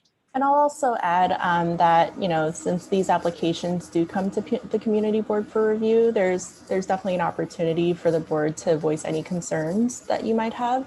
And if it's really making sure they're being a good neighbor and part of the community, that's certainly issues and requests that you could make on a case-by-case sort of basis. Thank you, Kathy. Lara, you go with your questions? Yes, thank you. Thank you, Lara. Not right now. Thank you. Another question, Alton Derek Smith. Alton?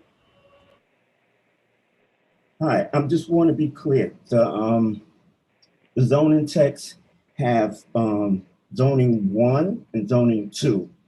Zoning 1, is that for developers who need additional space for fresh food, and zoning 2 is for existing supermarkets or not? Can you kind of clear that up?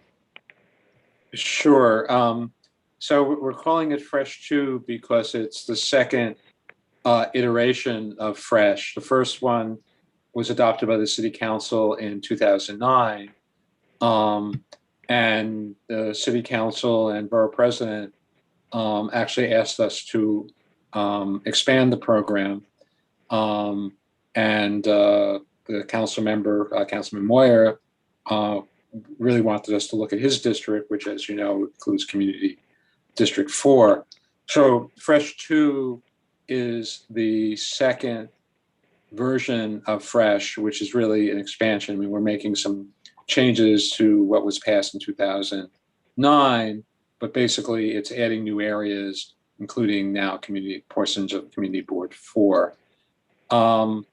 The program is aimed at incentivizing people to either retain or to put supermarkets in new developments as opposed to other types of retail use, which sometimes can be more profitable, by providing incentives to encourage people to do a supermarket. So this Fresh 2 would be for developers who want to develop commercial or residential to add additional square footage for the fresh food. Is that correct or not? Okay, there's a couple of things that people can do.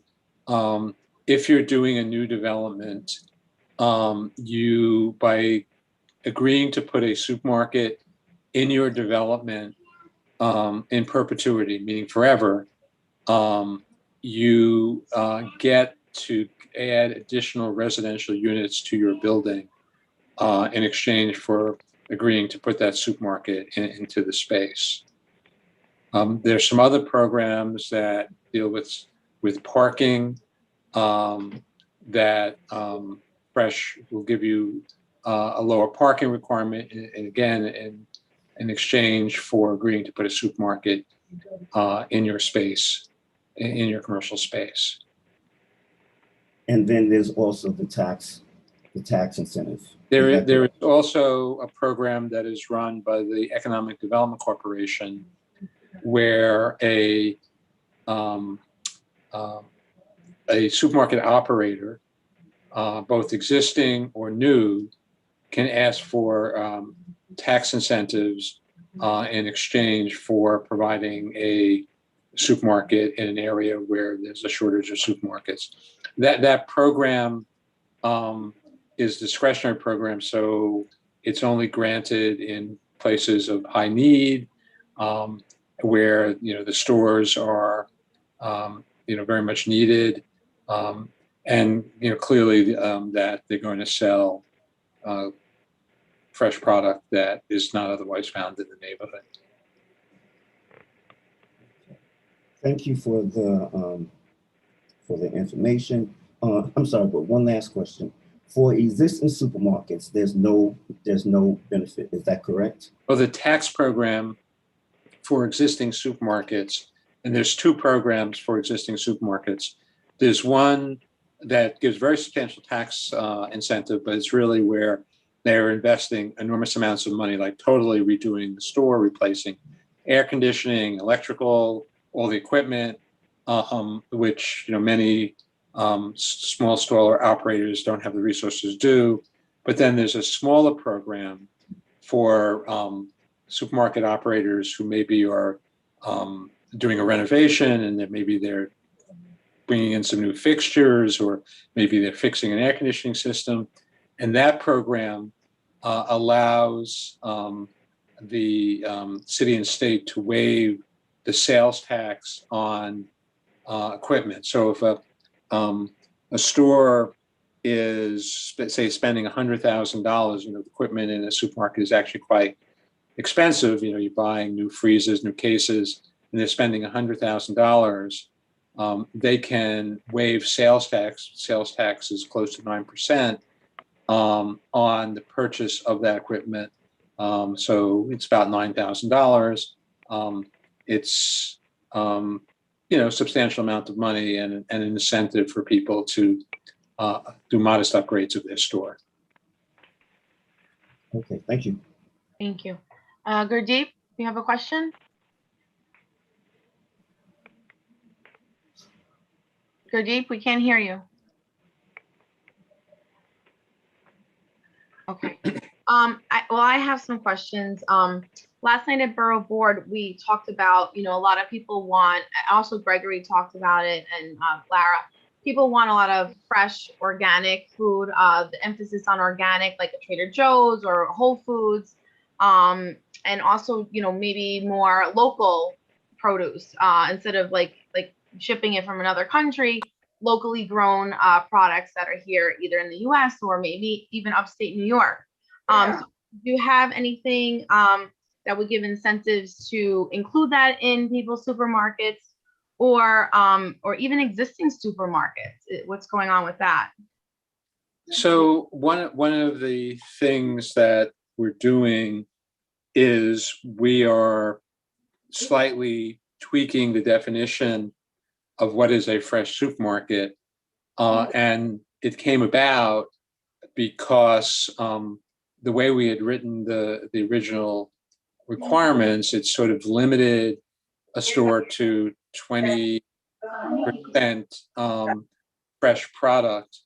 And a particular operator said, but we want to sell, we want to do organic, we want to do more stuff, more fresh stuff, and less canned and what we call dry goods.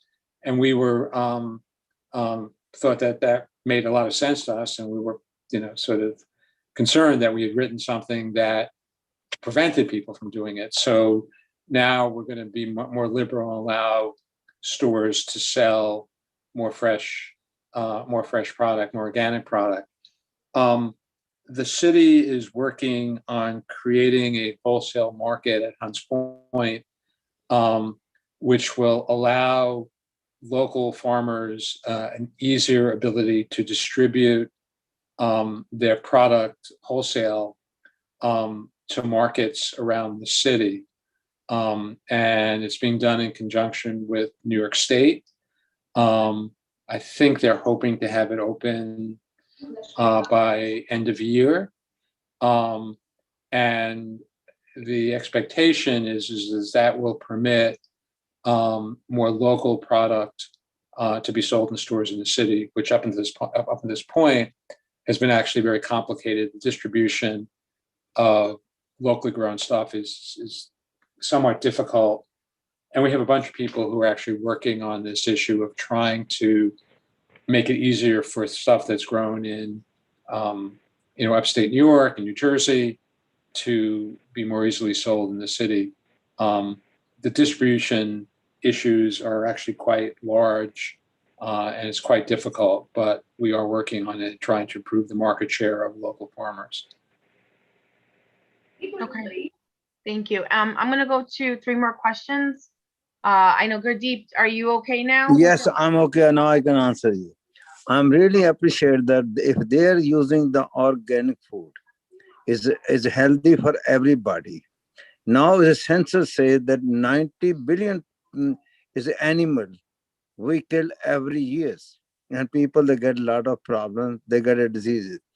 And the other food which are using is a regular food. They have a lot of use pesticides.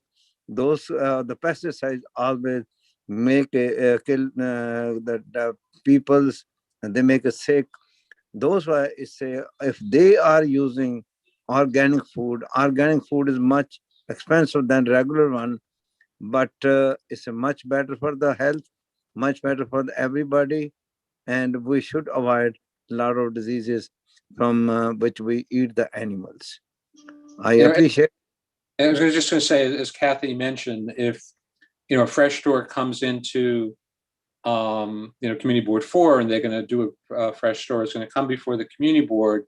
The operator is going to be there, and I think the issues you can ask the operator about. Well, we really would like more fresh product. The stores that we have in our community aren't quite doing as much as we'd like, and you can certainly discuss it with them about how you think that this is an opportunity for them. I will say that selling of produce is actually a very profitable business. Store operators can actually make a lot of money selling produce if they do it right and know how to do it. So, certainly encouragement from the community and a frank discussion certainly will help get the kind of stores selling the kind of product that you want in the community. Barry, is there any way that with this fresh too, if we can incorporate existing stores? Because let's say, existing stores can have some incentives to have more fresh and organic products. Well, it's really about the zoning stuff is really about new stores and new development. The tax programs can go to existing stores. So again, if they are going to renovate the store, if they're going to they need to buy new freezers or new cases to sell that product, the city can help them purchase that equipment and give them some incentives to do it. And just to clarify, Marilena, do you mean existing fresh stores or existing any supermarkets? Yeah, just like any supermarkets, throughout our district, throughout Queens, if it's something that they want to add on to, is there any, programs with this text amendment? I don't know if there's anything that could be done, but. Yeah, I think it's really, in terms of existing stores, it's incentives to get people to invest in the business, upgrade their store, and potentially take in lines of business that they're not doing right now. Okay, so last question, Chao Chung. Yes, Mr. Dinner Stan, could I suggest you to the city, suggest like a city government become big employer. We try to, give out the money, not directly. We can pay them a salary, then we open a big, like a supermarket and hire those people unemployed or some homeless. If they are qualified, they can do it. We help them, we pay them salaries. Could we do that? Yeah, I don't think the city wants to go into the supermarket business. The city has worked to try and set up some food co-ops with, I think, mixed success in trying to do that, but there has been some efforts to set up neighborhood food co-ops where it's owned by people in the community and people volunteer, and then they have some employees. You need a very active group of people willing to do that. And sometimes it's very successful. Other times it sort of flounders. But and the city has tried to help some of those things get established. But the private enterprise doesn't want to go into because they find they couldn't make any profit. That's why. That only government could help that, right? Well, And 2 years ago, I mentioned on this board, according to news media, we have budget for the homeless people is like 3.2 billion. 3.2 billion. At that time, the homeless population is 58,000. So each member could get like how much? More than 50,000 a person. If mother with 2 kids, according that kind of ratio, you can get like how many? More than 150,000 a year. That's a lot of money, right? So that's why the city have the money. Also, the private enterprise, they don't want to do it. So well, city, I think you're wrong. I think running a supermarket is a pretty good business. It's a tough business. People, struggle, put in a lot of hours. They work very hard. But I think they make a reasonable living doing it. And people operate supermarkets all across the city, all types of neighborhoods, and they make it work. So I don't think it's really a problem getting people to invest in supermarkets. They just need to have the right space to do it. Thank you so much, Barry, for all the explanations. And Kathy, I don't know if you want to move on to the next one, or you have anything else to add. No, that's it for Fresh 2. Thank you, everyone, for a good, robust discussion. Thanks, Barry, for your help.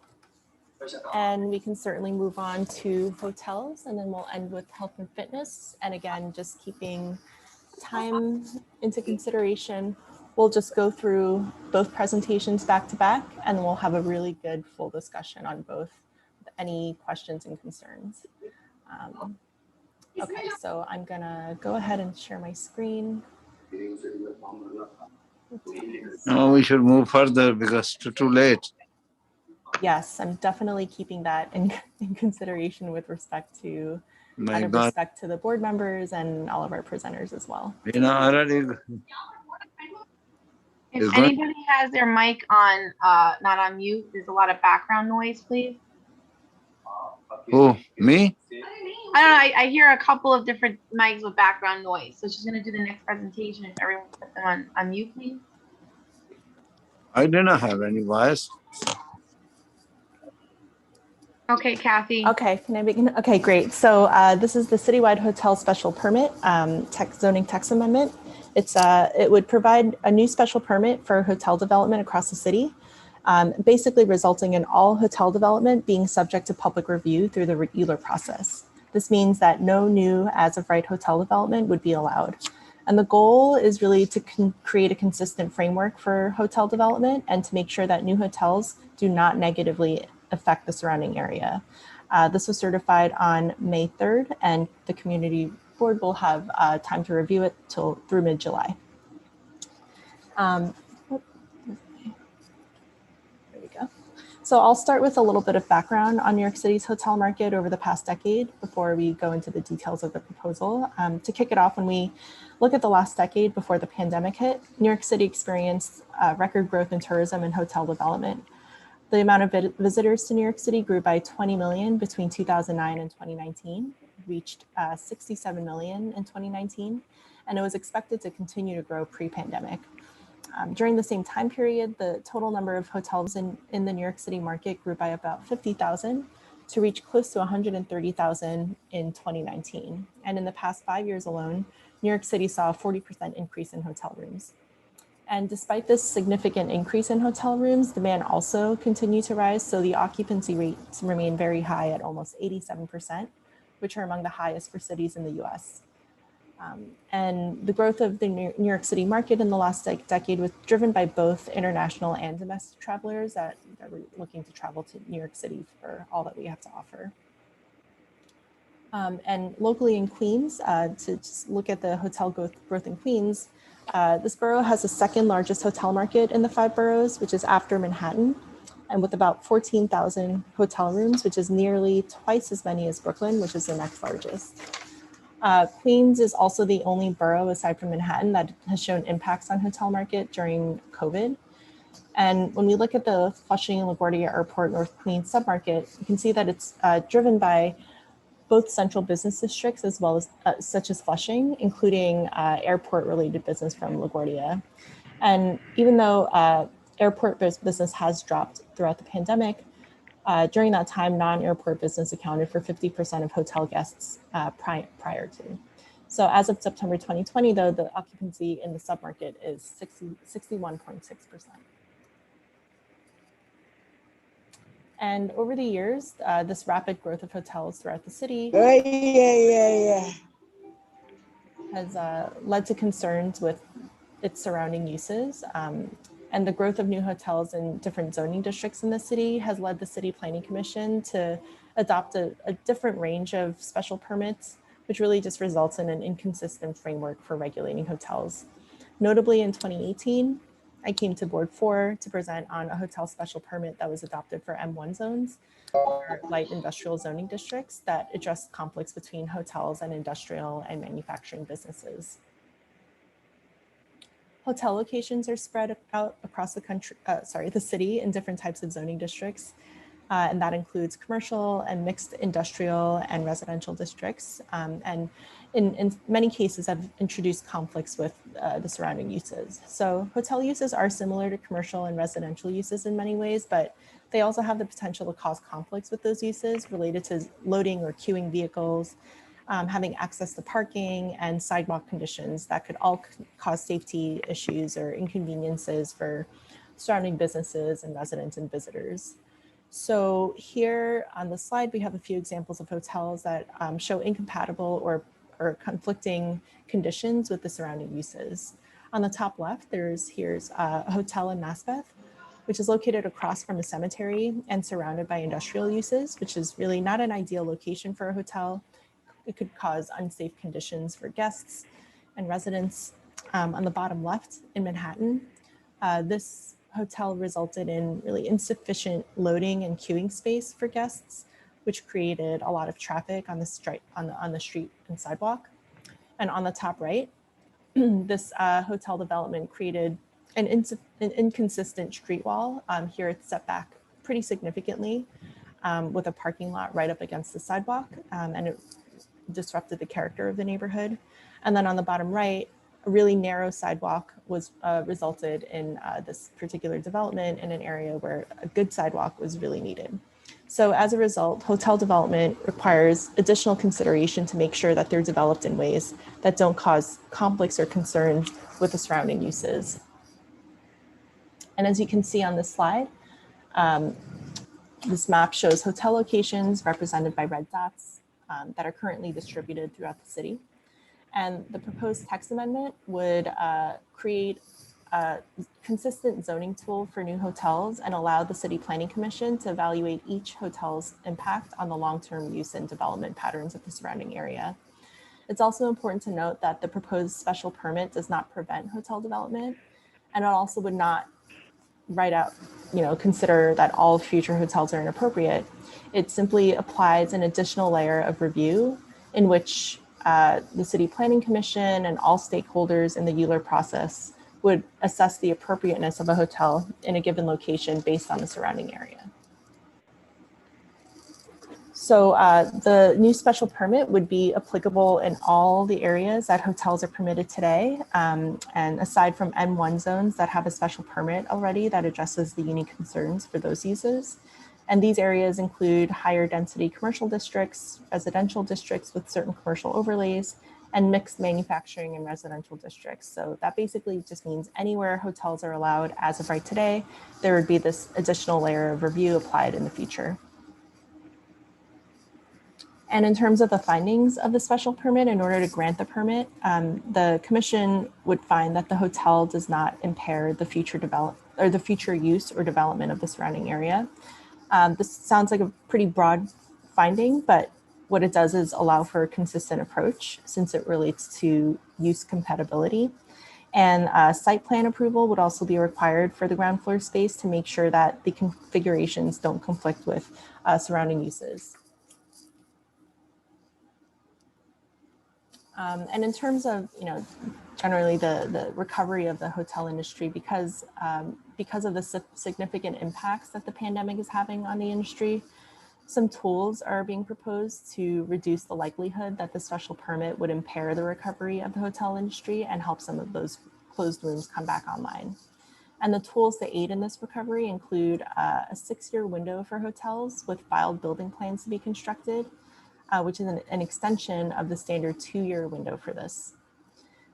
Would also include an exclusion of recent active land use applications. So recently approved applications with the CPC or BSA, the Board of Standards and Appeals, since 2018 will not require the special permit. And applications that are already in ULURP or are filed with the BSA prior to the adoption of this text would also not require the special permit. And finally, hotels that are now vacant would have a window of 6 years to reopen, which is extending past the standard 2-year window of what the Department of Buildings calls extended discontinuance. And just to mention the environmental review for this proposal, the DEIS, the Draft Environmental Impact Statement, projected a shortfall of rooms, which led to determining an adverse impact on the hotel and tourism industry. So the tools that were listed on the previous slide is intended to help prevent this impact. It's a mitigation effort. And it's also important to note that it's expected that tourism recovers, as we've already seen it happening. And the concerns that were raised with respect to hotel development over the past decade will once again arise, which has really been renewing the attention on the subject of this proposal, which is, the regulation of how and where hotels are built.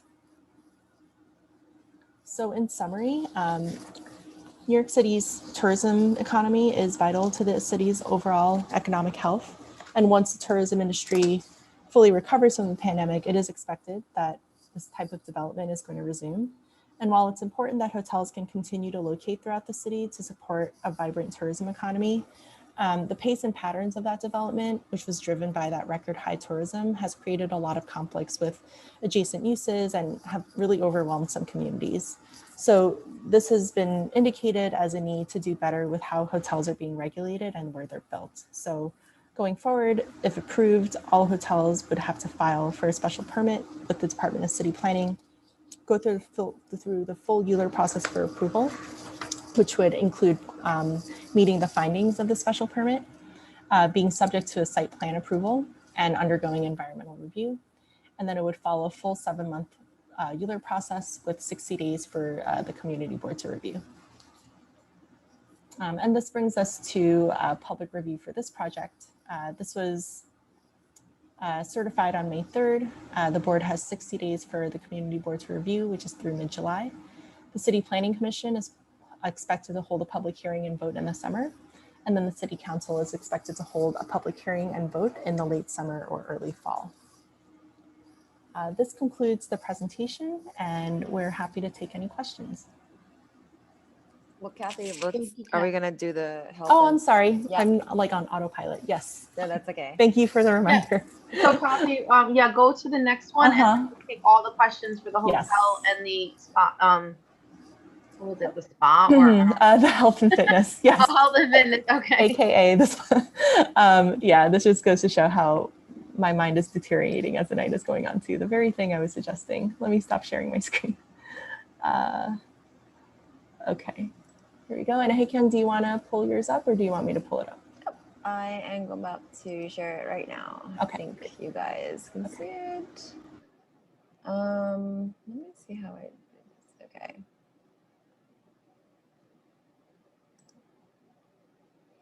Okay, so F5 is for full screen. Or this little doodad. You guys see my screen? Yeah. Okay, fantastic. Okay, thanks for having me. So this presentation is on the Health and Fitness Citywide Text Amendment, which is a proposal to reduce the barriers of gyms, spas, and licensed massage studios throughout the city. So right up front, I want to provide the proposal overview. There is currently a BSA special permit that is required to open gyms, spas, licensed massage therapy studios, and a range of other health and fitness facilities in New York City. The process of obtaining this permit is extremely costly for businesses, both in time and money. Even if businesses wanted to apply for a special permit, they're not allowed along many local commercial streets, including areas where we allow other services and retail amenities. Finally, these businesses have been hurt significantly by the pandemic, and we want to ensure that businesses have the ability to open and meet neighborhood demands for health-related amenities. So what are health and fitness facilities? They include a range of activities that we're all well aware of, including large commercial gyms like Blink or Planet Fitness, smaller studios such as martial arts, yoga, and aerobics, and also includes a range of therapeutic and wellness businesses such as spas and licensed massage therapy. During the 1970s, in response to concerns about commercial sex within businesses described as health clubs or massage parlors, a special permit was created that required most health and fitness related businesses to undergo criminal background checks from the Department of Investigations before receiving approval to operate. At the time that this was created, New York City did not have the wide range of commercial gyms and other fitness activities that we're now all very familiar with. There were some large nonprofit health clubs like the YMCA and community centers that offered exercise classes, but it was never considered that hundreds of legitimate businesses like martial arts, Pilates, yoga, rock climbing gyms, and indoor cycling studios would need to get special permission to operate. Things have changed a lot in the 40 plus years since this special permit was created. The trend of healthy living is here to stay. In addition to the significant growth of the health and fitness industry and the desire for communities to access these amenities, regulations around massage therapy have changed. Massage therapy are licensed health professionals by the New York State Education Department, and a registry of all licensed massage therapists is publicly accessible online. Unfortunately, these businesses continue to be uniquely regulated through zoning, placing significant burdens on small businesses. On average, a special permit takes more than 6 months to be granted and often costs small businesses about $30,000 to $50,000 in fees to architects and attorneys to go through the process. In addition, this special permit is not applicable in most C1 districts, meaning that gyms, spas, and other wellness facilities are not allowed where we already allow other retail and commercial uses like restaurants, laundromats, and grocery stores. Finally, at a time when vacancy rates are high along some retail stores, we want to ensure that our zoning regulations allow businesses to occupy this space. Over the past 2 decades, special permits for gyms and spas have been disproportionately in Manhattan's commercial business district and Western Brooklyn and Queens. By making it easier to open these businesses, we're hoping this will be especially impactful for smaller independent businesses to open farther from the core of the city and serve more neighborhoods. This proposal is also consistent with recommendations of major strategic plans that the city has developed over the past several years. Both One NYC and the Small Business First reports recommended removing these special permits requirements to promote public health in communities and support small businesses. Over the past several years, the special permit requirements have been removed as part of neighborhood zoning changes, and this proposal is expanding this policy citywide.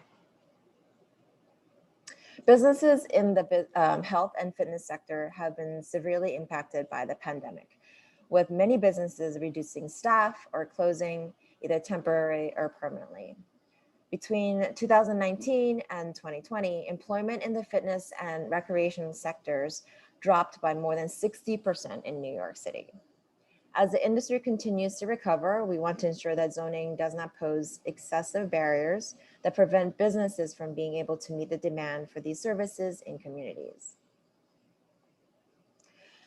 DCP is proposing to remove the BSA special permits for all gyms, spas, and licensed massage therapy.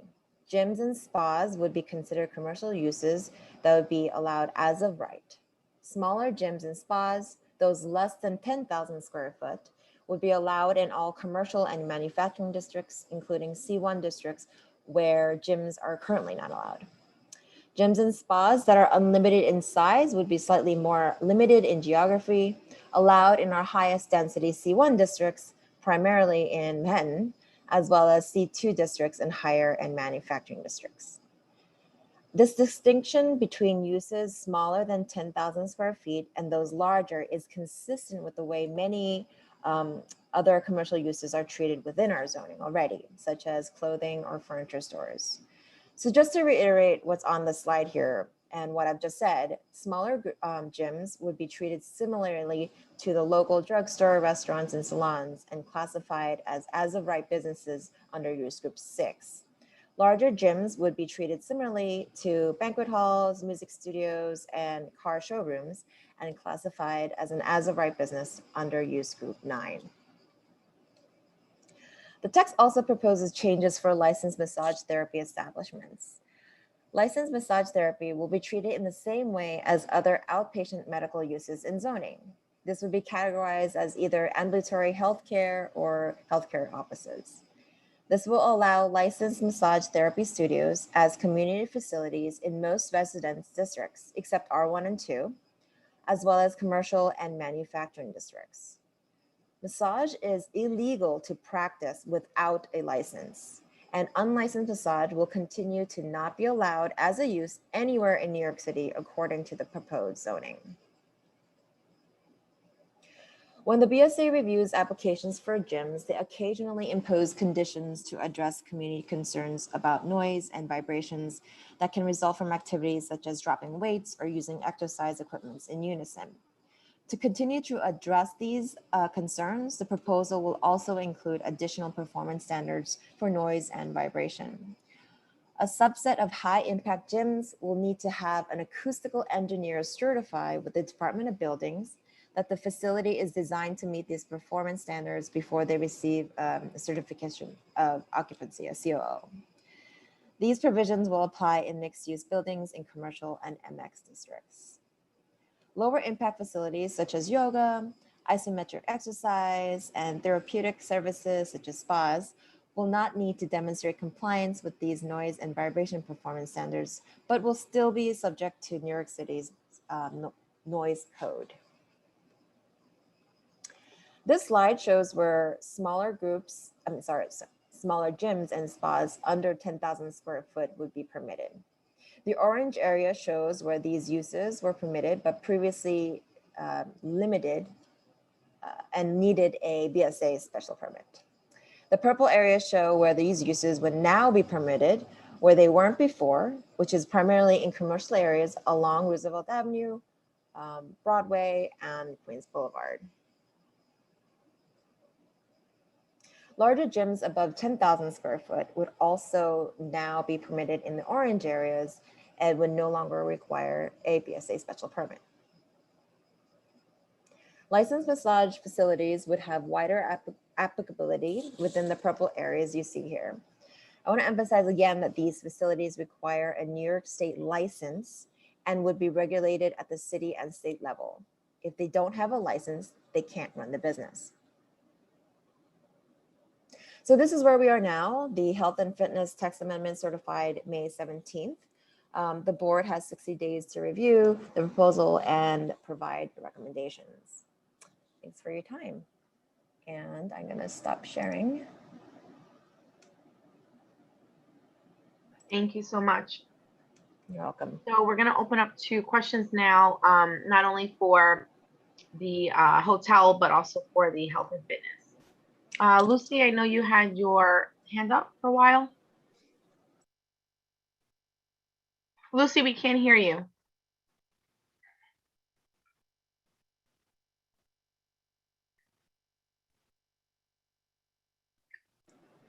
Okay, I'm sorry.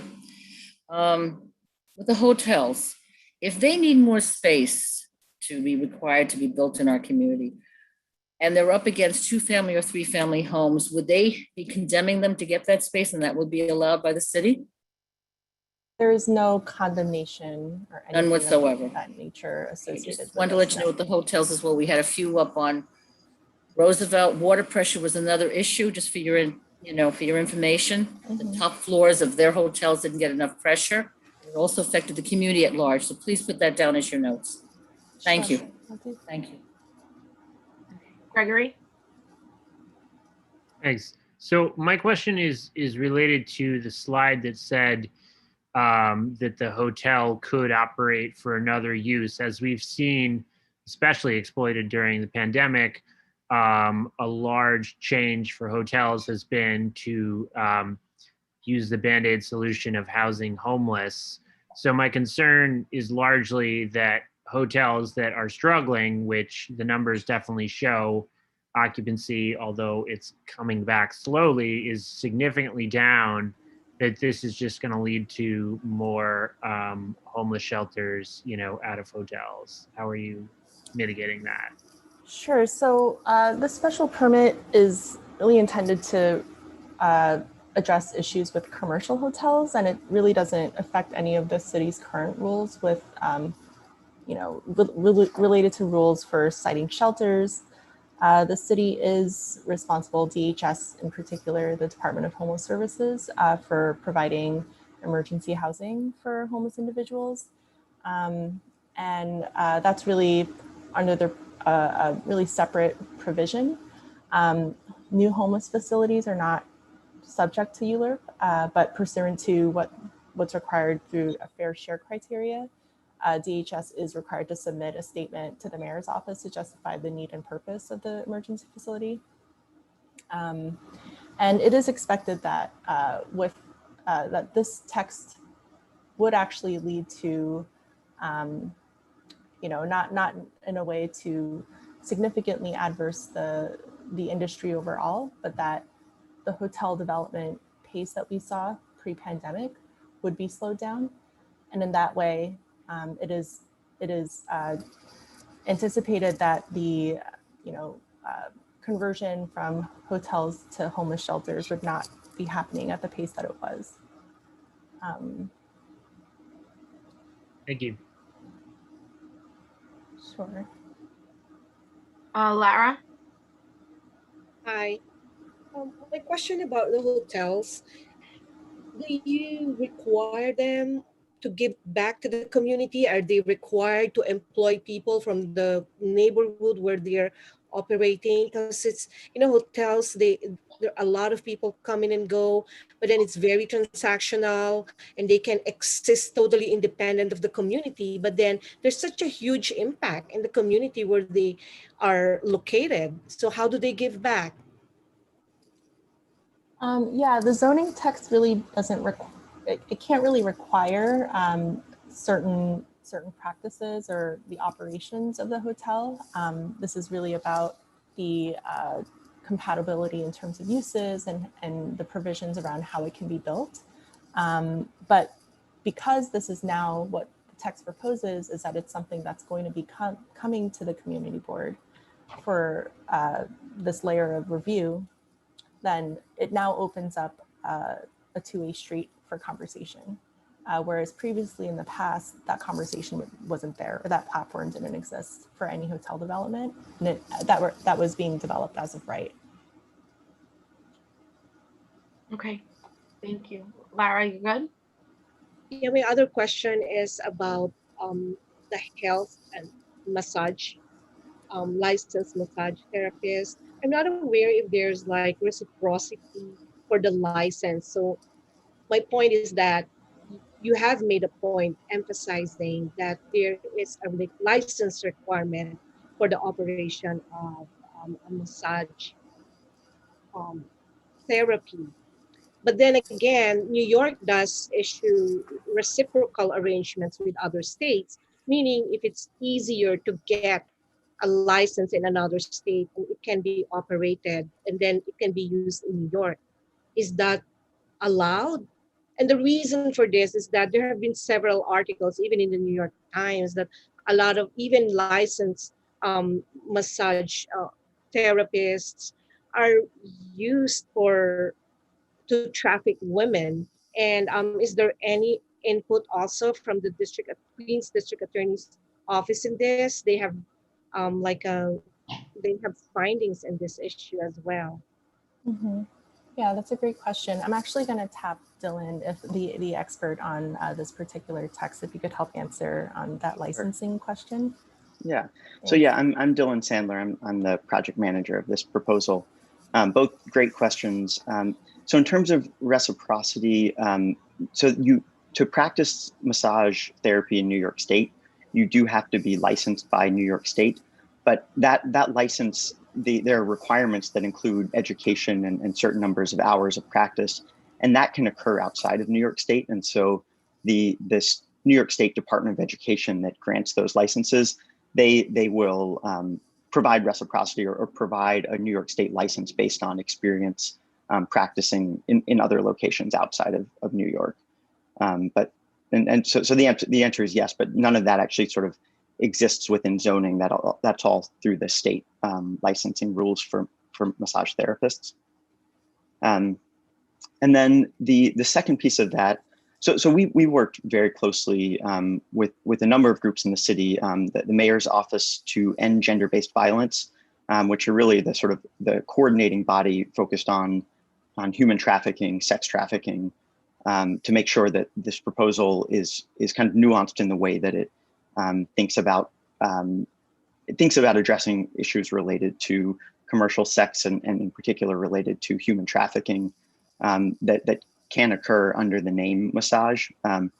So specifically, there, in the past, even though commercial sex is illegal in New York State, and practicing massage without a license is illegal in New York State, it is occasionally useful for the city to issue violations against the business, or to kind of go off after the business operators to close down organizations that are involved in human trafficking, rather than criminalizing or arresting or criminalizing people who are actually engaging in sort of selling sex.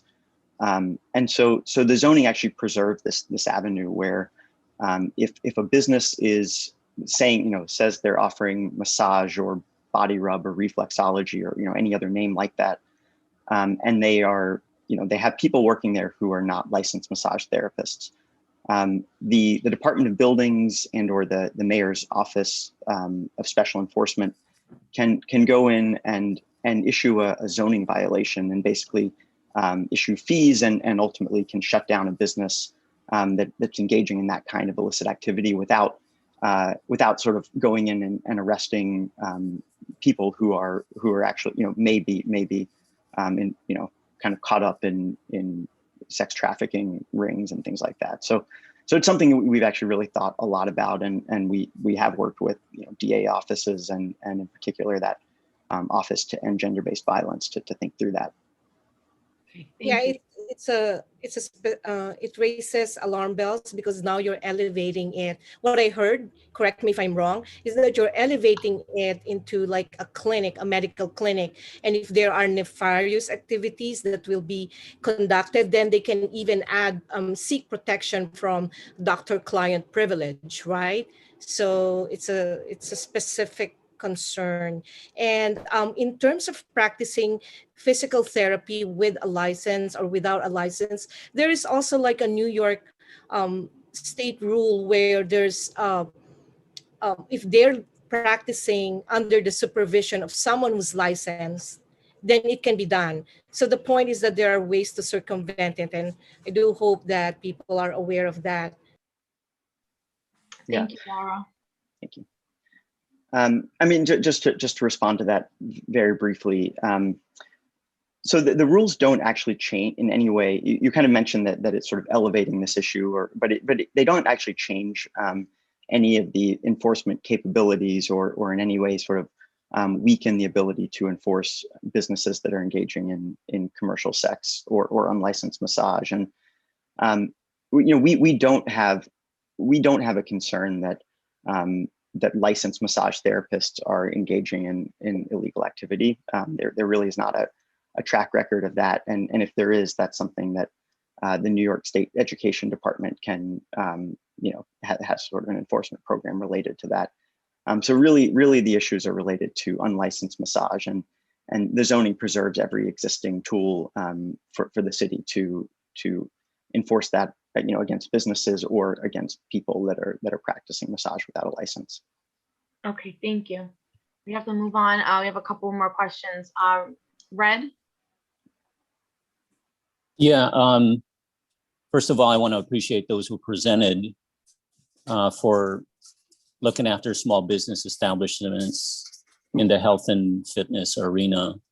But I think, like Lara was saying, I think there's going to be an unintended consequence here about the spreading of more illegal spas. And for me, I think that you guys are not talking about the enforcement issue. I think you're trying to get away by simply saying you're preserving existing regulations that are currently on the books, but clearly there is a lack of enforcement. And I don't think I'm the one that needs to tell you guys that. I mean, we report trafficking activities, and we have heard from actual employees, and we call these numbers on the spas along Queens Boulevard, and they're linked to soft porn and porn sites. So yes, there's existing regulations on the books, Dylan and Kathy and Hye-Kyung, but the enforcement is the issue. And so you're going to make it easier for health and fitness establishments to start up or gain greater economic activity, but there's an unintended consequence. If you don't talk about the improvement of enforcement, you're just going to unintentionally cause additional trafficking of immigrants. What are you doing so that enforcement actually improves? That's the big question. Thank you, Red. Yes, that was actually one of my concerns to Kathy after the ULIP committee presentation, because that's a big concern in our district particularly. So thank you for bringing that up. Yeah, and personally, I'm just speaking for myself. It's not enough that you're saying that there are laws on the books. It's not enough to say that they need to operate under a license. Obviously, I mean, the question is about enforcement. Once something is noted to 311 or otherwise, how can we be assured that there's actually follow-up so that it's not a cover for human trafficking? That's the question. Right, Red. I think maybe like making a recommendation that what we're supposed to do tonight, maybe leaving out that spa category in this text amendment. The gym is fine, obviously. Yoga and karate and all the physical stuff is fine. Maybe leaving out the spa could be one idea. Another idea is with the fresh supermarket, every 3 years they need a report. Maybe the spa, they also need to report, and there needs to be documentation. So those are just some recommendations that we can make. That's obviously not included. Red, are you good with your comments? I'm going to move on to the next.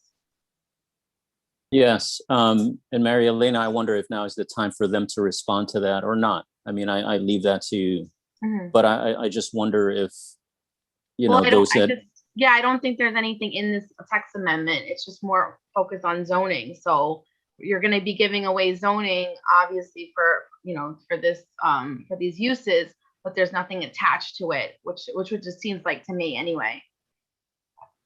Gotcha. Thank you. Okay, Mr. Chen. Oh yes. Okay, Mr. Sanders, about the things we are talking about, commercial, the sex parlor service. As my understanding, according to media and awareness, that now New York City is legalized those service already. So the police don't make arrest on the sex workers or the consumers. Okay, but that's fine. Another thing I want to emphasize here, how do we make better health protection during this pandemic, COVID pandemic, the disease, the virus, and the city have taken any procedure to more better protect both the sex workers or the consumers? Yeah, so to your first point, New York City or New York State have not legalized sex work. So it is still illegal. Prostitution is illegal anywhere in New York State. And the thing you may be referencing is the Manhattan DA issued an announcement a couple of months ago, I believe, saying that they would basically decriminalize, or not decriminalize, but that they would sort of stop enforcing or charging people in Manhattan borough really on charges of prostitution. That doesn't change the rules in Queens at all, and it's really more of a question of what the Manhattan DA has is saying that they will do moving forward. Gurdeep, you're not on mute, and okay, I'm sorry.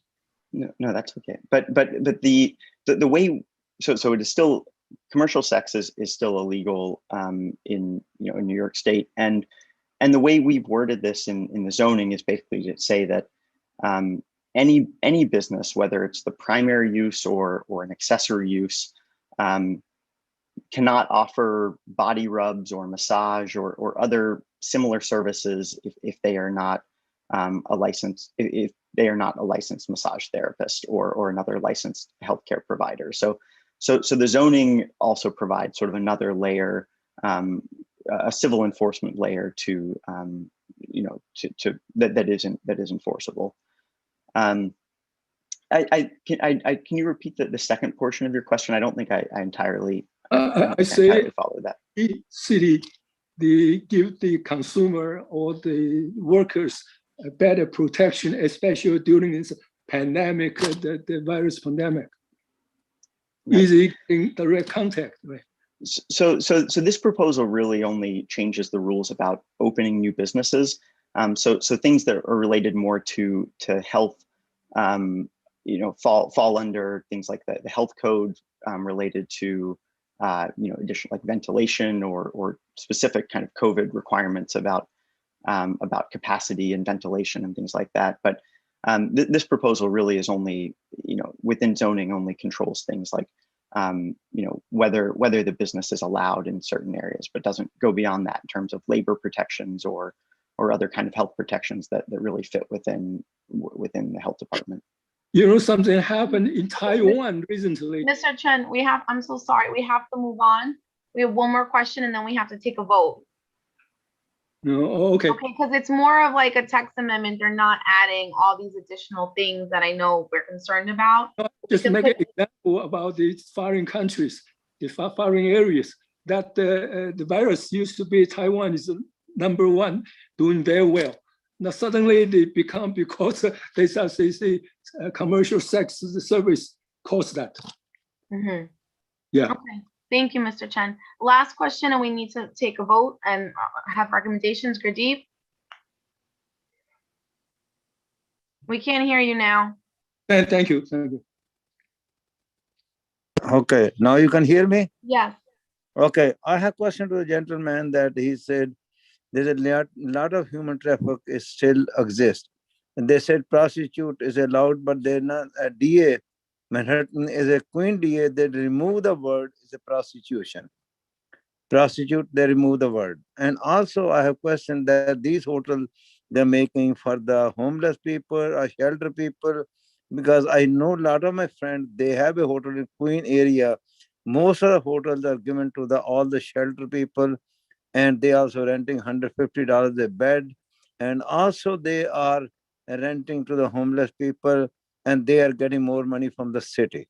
And it's some neighborhood people, they are very upset because when all this nice area is that there different people are coming, Government should make a shelter for the homeless people, other people in a certain areas, which they should not ruin the other market also.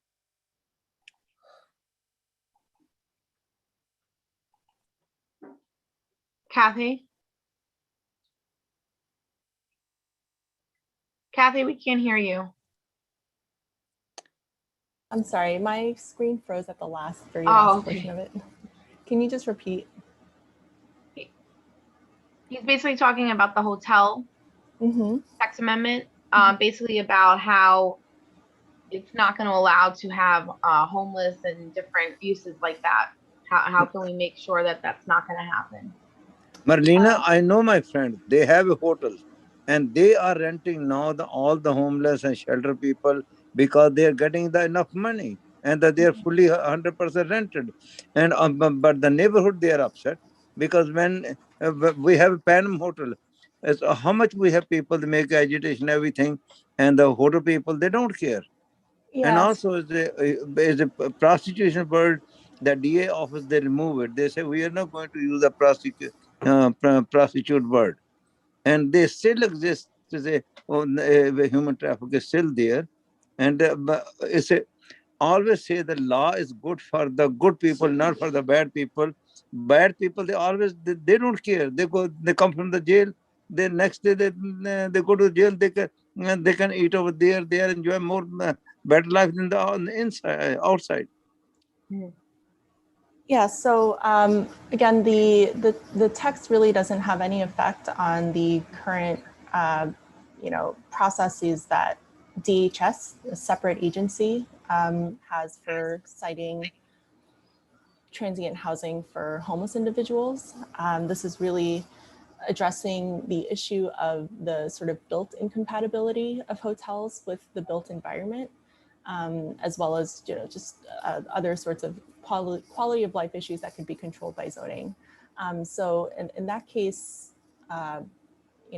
again, those controls aren't as part of the text, but again, this is a text amendment that proposes for any type of hotel development to now come to the board. So again, I just want to stress the added layer of community dialogue that's being proposed as part of this.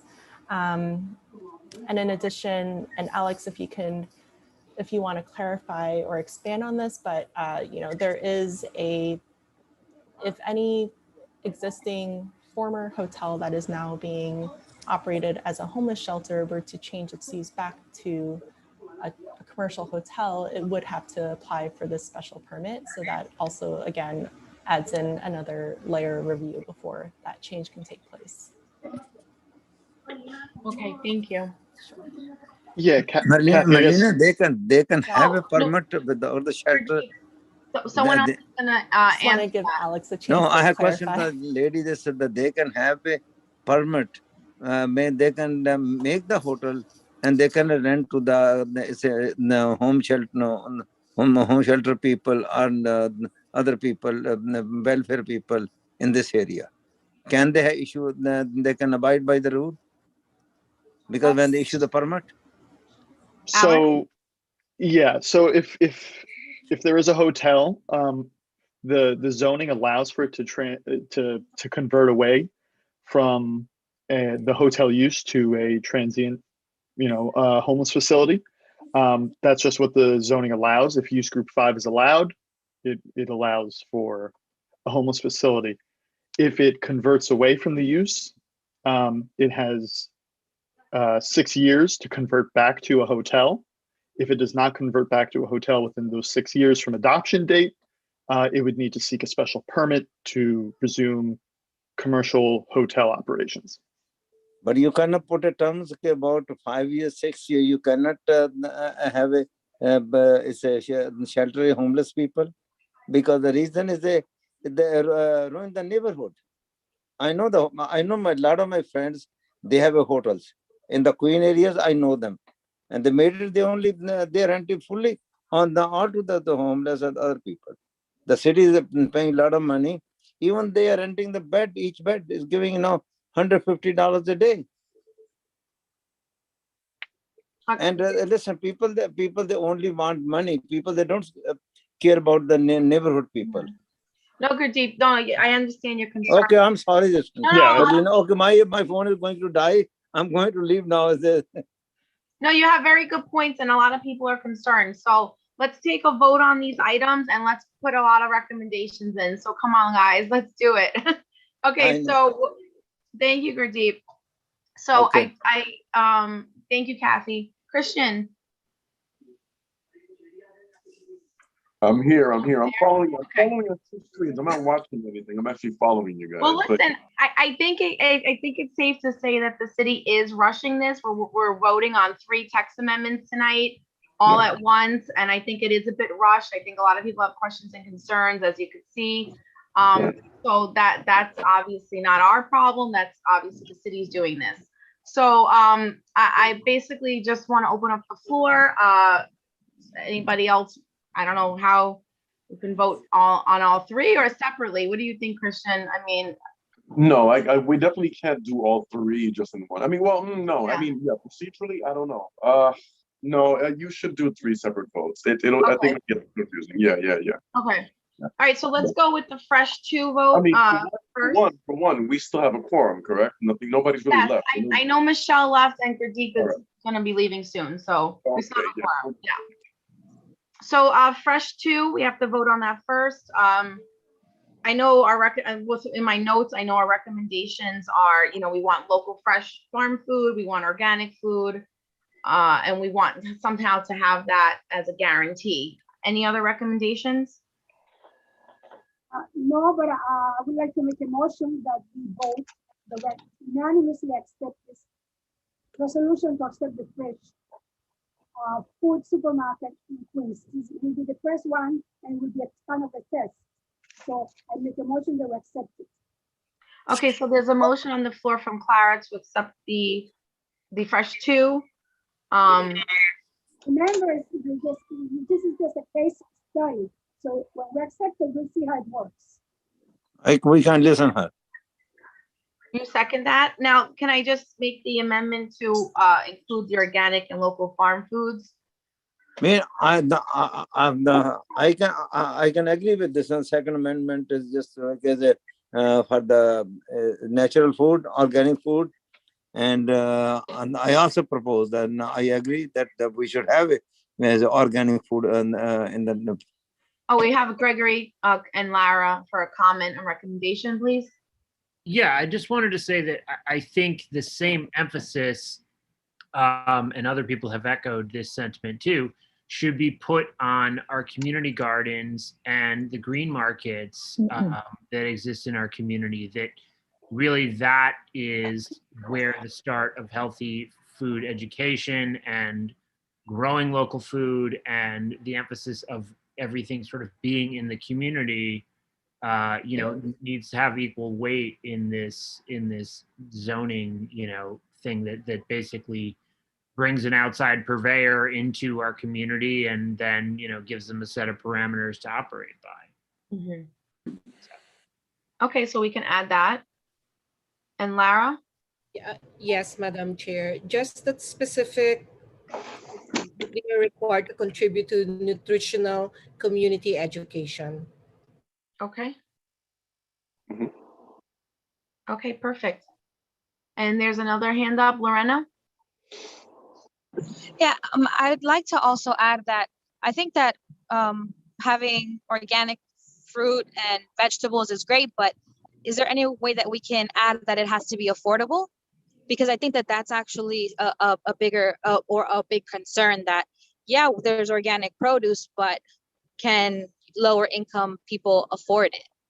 Right, so that's a good point. And then also the point of having local, so if something is being like upstate New York, it is more local, hopefully that can be an incentive for it to be more affordable.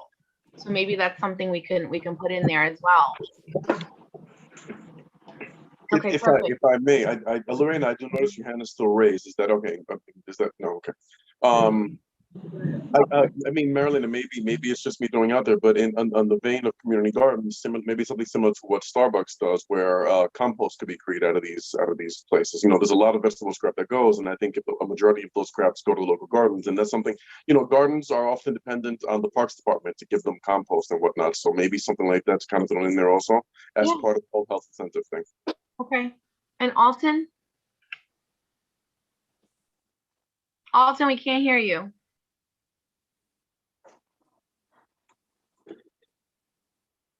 It's also part of this amendment is also the fact that it's restrictive, and by the fact that it's restrictive to a specific supermarket that that the city can choose rather than allowing competition.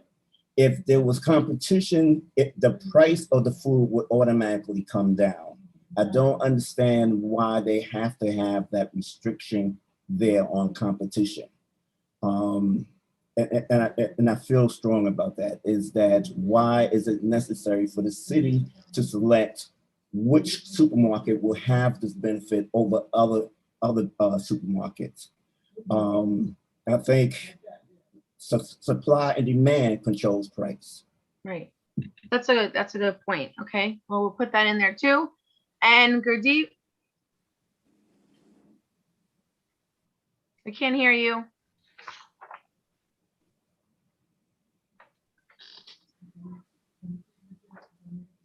I still can't hear you, Gurdeep. You can hear me, right? Yes. Okay, my question is only, we should have a organic food in this area, but we cannot control the price. So the lady said, okay, the price is too much. Yes, if we go to the department store, they have a price of the both items are different. They put it on the banana, you buy the 59 cent a pound. If you go on a 79 cent a pound. Mean in the neighborhood, any neighborhood people are getting expensive product. They have to sell the expensive product. But I agree with this another guy, which if is a more shops, they carry the organic food. Definitely, then is a market, is a competition, and then the price will come down automatically. And if you have exclusive people, they carry this food, then it's expensive. They cannot have it. Okay. And education, Marilyn, nobody can give education. Another board member just stepped down, just left, because again, we are getting a little late. So before we end up without having a quorum, we have to move this forward. We're almost at 10. Okay. So the motion's on the floor. We have all the recommendations. We're gonna move forward, and if anyone says no, then let me know now. Could we have a unanimous vote so we can hurry this? Yeah. If no one says no, then it's a unanimous and we're moving forward. I have a question. Okay, Lucy says no. I have a question. I say no too. Sorry. Leanne says no. Okay. Anyone else say no? No. I'm saying no. I say no. Vinny says no. Ruby says no. And Lorena says no. You got me, Ruby, Muhammad? Yeah, I got Ruby. I got Vinny. Okay, so these are my no's. Lucy, Leanne, Vinny, Ruby, Lorena. Gregory. Okay. Sorry, Gurdeep, please mute Gurdeep. Yeah, we have to get some mute going on. There's too much white noise. All we're hearing is no everywhere. So if you've already asked to vote for no, please mute yourself. G. Oliver, no. Okay, anyone else? No. Last call. I said no. That's a no. Says no. That's a no. Okay, Gurdeep says no. Alton. No.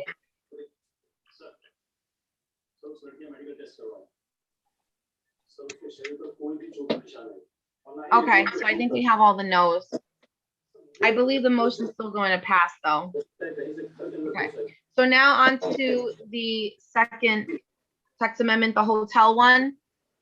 So far for the recommendations, I have the use of no homeless shelters allowed. And I also have the recommendation of looking at the area of residential and the water pressure. So does anyone want to make a motion? I make a motion to table this Can't table it. proposal in view of the fact that it's very late and we still have to go through the committees.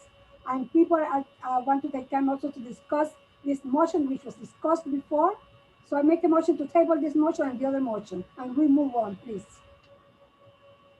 No, I'd like to make a motion to accept the text amendment with the recommendations as listed by Mary Elena. Yeah, I second you what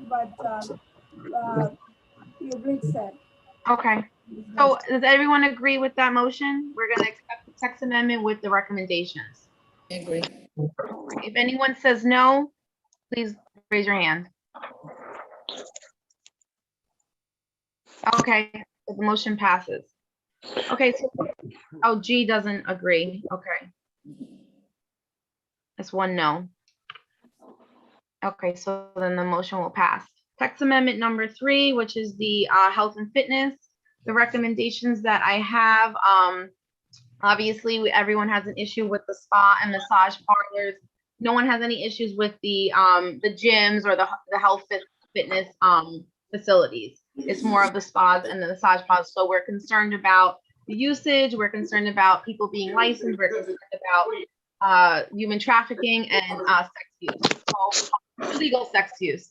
So if anyone has any motion to make, I mean, my recommendation was to accept the text amendment without the spa and massage part, because like Red was saying, no one's enforcing this. It's just awful. Now to put that into a text amendment, it's going to be allowed like the floodgates to open where they're going to be opening up everywhere. So that's my recommendation. But if anyone wants to make a motion, I'm sorry. I second that motion. Okay. Does anyone, everyone agrees? If no one agrees with that, please raise your hand. I disagree. Hi, Gurdeep, please mute. Gurdeep, Yeah, please mute. Please, Gurdeep. I keep on muting you guys, and the moment I mute, you're unmuting yourselves. Please, there's a lot of noise coming. If you are not speaking, please mute yourself. Thank you. Okay. So this is Pat Martin. I agree. Okay. So if everyone agrees with the recommendation to No, Georgina disagree. Georgina We know, disagrees. Georgina. We know. We got you, Georgina. Okay. So we're accepting the health and fitness, but we're I not, disagree too. okay, we're not accepting the spas and massage parlors in the text amendment. If anyone else doesn't agree, please raise your hand. I disagree. Okay. And that without the massage parlors. Right. That's what we're voting on. We're gonna Yes, accept the that's I text agree. amendment without the massage and spa. Okay. Does anyone have any other recommendations before the motion passes? Okay, so the motion passes. Okay, so now we're moving on to the park committee. Gregory, your presentation. Yep. Gregory, we're gonna share the screen. Yeah, we're gonna share the screen. Christina? Give me She's one on. second. You got it. Thank you. Don't worry, everyone. I'm trained in going quickly.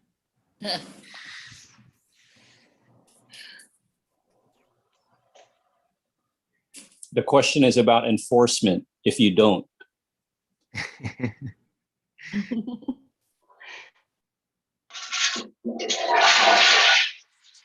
Okay, and anybody who If you don't mute your line, you'll have to leave. yourself. Oh dear. Okay, guys. Okay. What's going on? Okay, if any, I'm so sorry. Please, everyone, mute yourself. I don't know what's going on tonight, but we can hear everything. Okay, Gregory, please continue. Okay, so we met as a Parks Committee. The Parks Department presented a proposal to essentially retire the playground animals that became popular, I believe, in the 50s and 60s, if I'm correct, Christian. Correct. That basically are spread around New York City parks. and a lot of them are sort of decaying and in disrepair. So this was sort of their proposal. So they essentially, the goals that they outlined were creating a new public space that showcases the beloved playground features in a new and unexpected way. They wanted to demonstrate parks' enthusiasm for repurposing rather than disposing of them. They wanted to allow room for quiet contemplation and reflection, and they wanted to evoke feelings of nostalgia and kinship. So they surveyed numerous sites, as they told us. They didn't say where else they looked, but they found basically this site in Flushing Meadows Corona Park near the Unisphere. We don't need to go through that stuff, Christina. I think that's extraneous. That's good. So basically, the animals that will be included are a dolphin, a camel, a frog, another dolphin, and an aardvark. These animals will basically be placed in sort of a site that will have shrubbery and benches. And the overall goal, as probably many of you are thinking, these will be climbed on. They will have signage, and they will have obviously the benches and other alternative seating arrangements so that they can be observed. People can take pictures next to them, sort of create the nostalgia. And that was sort of their proposal. Just go to the next page. Let me see if there's anything I missed. Christina, please. So yeah, that just sort of outlines the type of plannings that they'll be doing nearby. Yeah.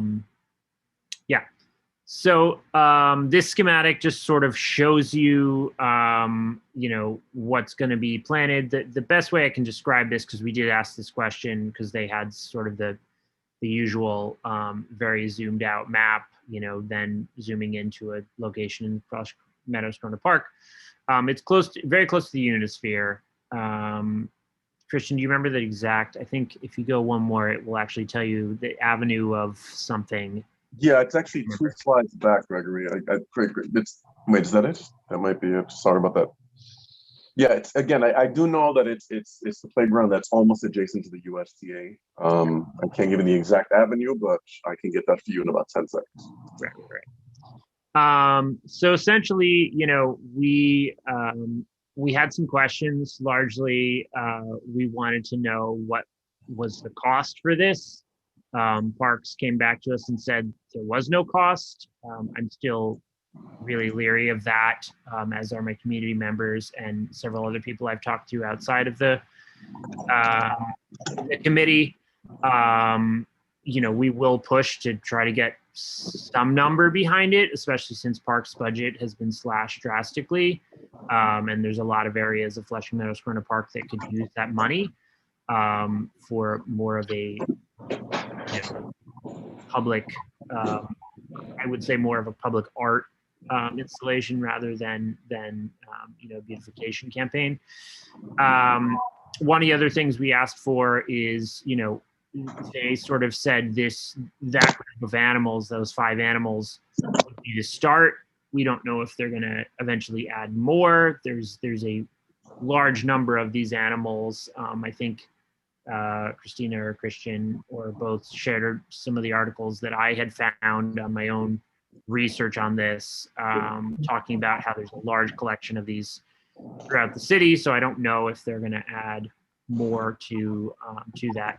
And then lastly, as I alluded to, there's just the concern, as is always the case with signage and parks, of kids and others climbing on the animals and damaging them, as well as vandalism and any other things that sort of have been popping up in our parks. So that was pretty much, we did, if I'm correct, Christian, we did vote on that, or? Correct. We did. You guys did vote on it. Yes. And to be clear, this is a vote for the Public Design Commission. Just to kind of put it out there. Okay. But yes, you did vote on it, Gregory. Okay. Yeah, so we did approve this with those stipulations and getting more information on that. So I guess I'll take the questions, Marilena, if that's all right. Yeah, if we have any questions. Okay. Now, G, did you have your hand up for this presentation or the previous vote? I think that might be for previous. Lucy, do you have questions on this? We talked, Gregory and I just want to make sure we're not going to become a dumping ground for other parks that'll bring their retired animals, because the way it sounded on the news, it sounds like that's going to be the only area. You don't hear about Central Park, Prospect Park, and the others. So I don't want us to be an area that it's all for their retired statues. I did mention at the meeting that I'd like to see it reused for our children. They do play on these. We could take them. I don't want to see them destroyed, and renovate them and put them back onto the park. When I used to take the kids, the first thing they ran to was to play on top of it. And they have to be cleaned. If they're going to just let it retire, they're going to have snow, you're going to have leaves, they're going to be going in between them. So they have to be maintained. So there has to be a cost somewhere. And we didn't get the whole story. So I'm starting to question it more. And so I'm going to leave it up in the air. If there's stipulations that they're going to take care of it and we can grow from there, that's fine with me. May I add point of information to what Lucy's saying? Hold on, Clara. There are other people with hand raised, and then I can get to you. Thanks, Lucy. Okay. Alexandra. Kind of on the topic of cleaning, kind of going even a little bit more deeper. Are they going to be refurbished? Because a lot of them look like they had significant rust going on, and they look like they haven't been cared for in a number of years. Yeah, I think that was one of the things that we discussed as a committee as well.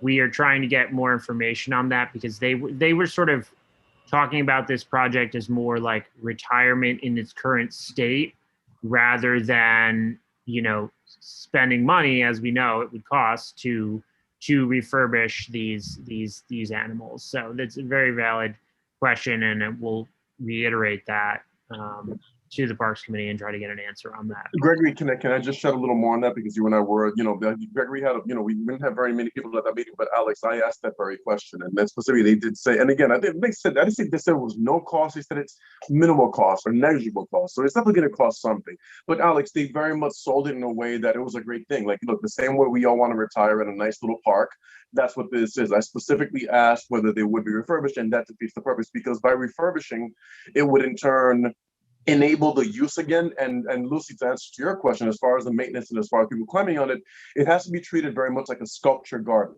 We know what a sculpture garden is versus an actual playground, and that's why it's being treated as such. So just to kind of clarify that, it's more of a take a picture near the animals in the planted seated area versus like an actual playground. So it should not incentivize that type of behavior, but it was very deliberately done, Alex, to keep them as minimally refurbished, if at all, because again, they have 60, 70, 80 years of just kind of sitting in our parks. You may as well have them retire in a nice shaded area. Right. Clara, go ahead. As far as I know, when the city wants to retire a statue, it's moved to one of the cemeteries. I think it's the Lawn Cemetery in Brooklyn, or the Bronx, or the one in Westchester County, but they move those statues to an area that they have reserved where they can move those retired statues there. So if they don't plan to do the maintenance in the statues in this park, then they should move the statue to the depository where those statues are retired in one of the cemeteries. Those are the locations that I know where the statue, when the city wants to remove a statue from a location, they take the statue and they move it to that location in that particular cemetery. That's the information that I have. Okay, thank you. Lucy, did you have something else? I just want to make sure that we're not going to be the one to take on all of New York City. That is my concern, because you still have to maintain the site, and that's going to be a cost. And we're looking to get more, more patrol in the park, which you're going to need anyway to enforce the fact that you don't want anybody to be on these retired animals. So it's something to think about. Thank you. Right. I agree. Marlena? Yeah, I know in our motion, in the motion that we had the other night, or the other committee, for the committee meeting, sorry, we said we wanted additional signage because depending on where you're coming in from the park and you see these statues, so people know that it's more of a sculpture garden and not to climb and play. So, I mean, I don't know if they're just planning on putting one sign, but I think there should be multiple signs depending on how many entrances you go to this like part of the park and the garden or whatever. Valid point. Christian, do you have something else?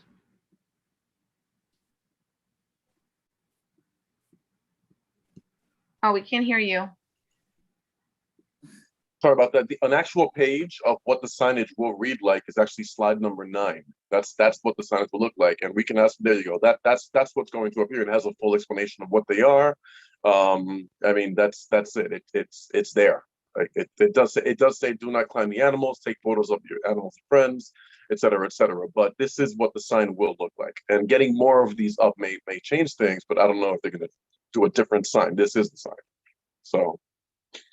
We may need, as we know from these smoking signs, a standalone sign that says "Do not climb," rather than. I think we should make it neon flashing. So it's very explicitly clear that that is the thing that is most important than offering congratulations and well wishes and the other things. So, okay. So in the interest of time, you know, the recommendation from the committee was that we approve this, provided that we have clarity on, you know, these other items that were discussed this evening. So do we have a motion to accept the committee's recommendation or deny? Or This is Matt. I'll also move. Okay, so Lucy made the motion and who seconded? I'm sorry. Lara. Okay, Lara. Okay, perfect. Any no's, please raise your hand for this motion. Otherwise, the motion will pass. Okay, I don't see any hands. So, oh, Leanne says no.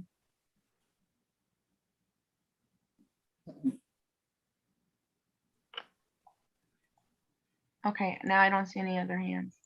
Okay, so the motion passes. Thank you, Gregory. Thanks. Okay, thank you, everyone. We're almost done. I'm so sorry for this long meeting, but like I said, the city is pushing those text amendments and we had to go through with that. Okay, so now we're going to be voting on public safety. Lucy? Okay. Hi, everyone. We had a quorum in the early part of our meeting. Unfortunately, by the end of the meeting, because we have long meetings, as you know, we had to have to bring a vote to you tonight. So I'll try to speed this up. First, let me tell you just a little bit of what was discussed. First, it's hurricane season. It starts now from June to November. Get in touch with nycem.gov or call 311 and they'll send you some information on the updated hurricanes that have been reported throughout the state and we're hoping won't happen here. We also talked about Memorial Day and Memorial Day Veterans Parade. We don't have any that's done in our community. DeJuan felt that it's something we should think about as a board. I told him that's a huge project. I know that Newtown Civic did it years ago, as well as Alperna. And unfortunately, many of our vets have passed away and families have moved away. That's a huge, huge disappointment. Little Neck was one of the biggest one in Queens. Now Forest Hills is taking it up. But again, because of COVID and because of time, they've all moved on in life. So that is something we can revisit. I want to proudly announce that Lara Gregory facilitated a hate crime forum with the Borough Queens General Assembly, the Borough President's Queens General Assembly. I was present. It was open to the public. She did a great job. And she also wrote me a letter about a diversity group on hate crime for our board. And if we wish to take it on at our level at public safety, we did discuss it. We do talk about hate crime. I would love to expand on it, but our time, and as you can see, what I'm bringing to you tonight takes up a good 2 hours of our time, and our team did not want to meet a second time in the month. But I do recommend, and I mentioned this to Laura, that maybe we should have a separate committee just on diversity because crimes have gone up. At the hate crime forum, we found out that the police department does have a large division on this. Our biggest problem, and it's another thing I addressed to Lara, when you're a victim, and especially from these other nationalities, they are so afraid to bring up the fact that they were raped, hit, punched. They don't even know how to help themselves. So if we can put out a word through the media or through any organization of how there are places to go and not feel frightened, that they're not going to be alone when they they want to, prosecute somebody. But that is the biggest thing. And I have Asian neighbors that were robbed, and they were afraid that if they put this person in jail or they go through court, that they'll come after them again. So it's something we should look at. Maybe we can do it as a group and discuss that. It's one major problem that I have as a civic leader. So that was some of the things we discussed. I'm going to go right straight now to the liquor licenses. All right, so I'm going to state right off, the very first one, the new applicant, Nuova Latina Restaurant at 9638 Corona Avenue. We discussed this. Usually when they don't come, we wait towards the end of our meeting for these people to come to us. We normally vote no because we want to meet them and they have to bring their applications and paperwork to the board office. They did not come that evening, and usually we vote no, but we did discuss it. Being that it's a location that never had a problem and that they themselves have not created any problem, we thought we would relook at this and maybe vote yes, but it has to come to you, being that we did not have a quorum. So I'm going to open it up to you all of how you feel about that. Would anyone like to make a motion on that? This is Pat Martin. Before we vote on that, I just want to say that we're ending this whole session this year. And I'm hoping when we begin the new session between public safety and health, we can be talking about mental health. And I'm hoping that we can have something on the agenda that's talking about a facility to help with mental health in our community. So I just want to put that before. We got a whole summer ahead of us. That's been a big thing this year because of the crime. So I'm hoping that we all consider that over the summer and come back with an agenda of what we can do in our community about the mental health problems that's causing all of this crime. Not all, but a lot of the crime. And as far as the liquor licenses, I would like to say I can't hear Pat. To approve what you've stated. Okay. So does anyone want to second that with Pat? That's the first one. We have to go through the rest real quick. Anybody want to second that with Patricia? I second Matt, I'll second Okay, it. Clara seconded. Does that help, Marilena? Yeah, that's great. Okay, If the anyone rest- if everyone rest- agrees, Yeah. okay, no hands are up, so we're good. Okay, there's only two that we voted no on, and for a lot of reasons. Assaults, buckets of beer being sold, hookah bars, and that's at Pico de Gallo. That's the third renewal down 82-12 Roosevelt Avenue. We voted no on that.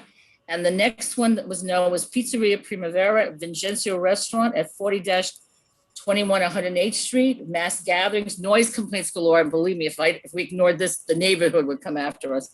So we did have discussions with them about taking more control of their locations. And that's the only two you need to vote on tonight. The rest is yes. That's the good news. Okay, so we need a motion on the floor to accept the second public safety of the no's. Yeah, any for the no's. Anybody wants to put the notion to I'll put a accept our motion on minutes the on floor. this? I'll put a motion on the floor that we accept it. Okay, it's Ruby. Who's going to second it? Second, Is that Georgina? that was Lara. Oh, Laura, sorry. Okay. Okay, anyone disagrees and says no, raise your hand. Not the motion passes. I disagree. Georgina disagrees. Okay. Lara, do you want to say anything about that diversity group that you sent to me? We will we will be on a summer break anyway. We can circulate an email, and if it's okay with the chair and the manager, they can circulate it. It's just a short note on it. I don't want to prolong further the meeting because it's Got it. You can see how Yeah, I long it wanted. gets. Go ahead. Okay, no. She mentioned the good point. At this point of time, instead of even thinking about creating a new committee for this, like it should definitely go under health and safety for right now and put it on hold for right now until we get straight with all other things. Got it. Okay. Thank you all very much. Thank you. Thank you. Okay, thank you, Lucy. So now we're going to committee reports. Consumer Affairs.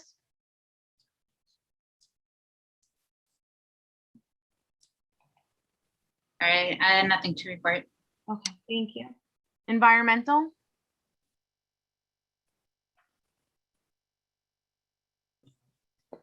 Is Carol still on? I know she had something to say.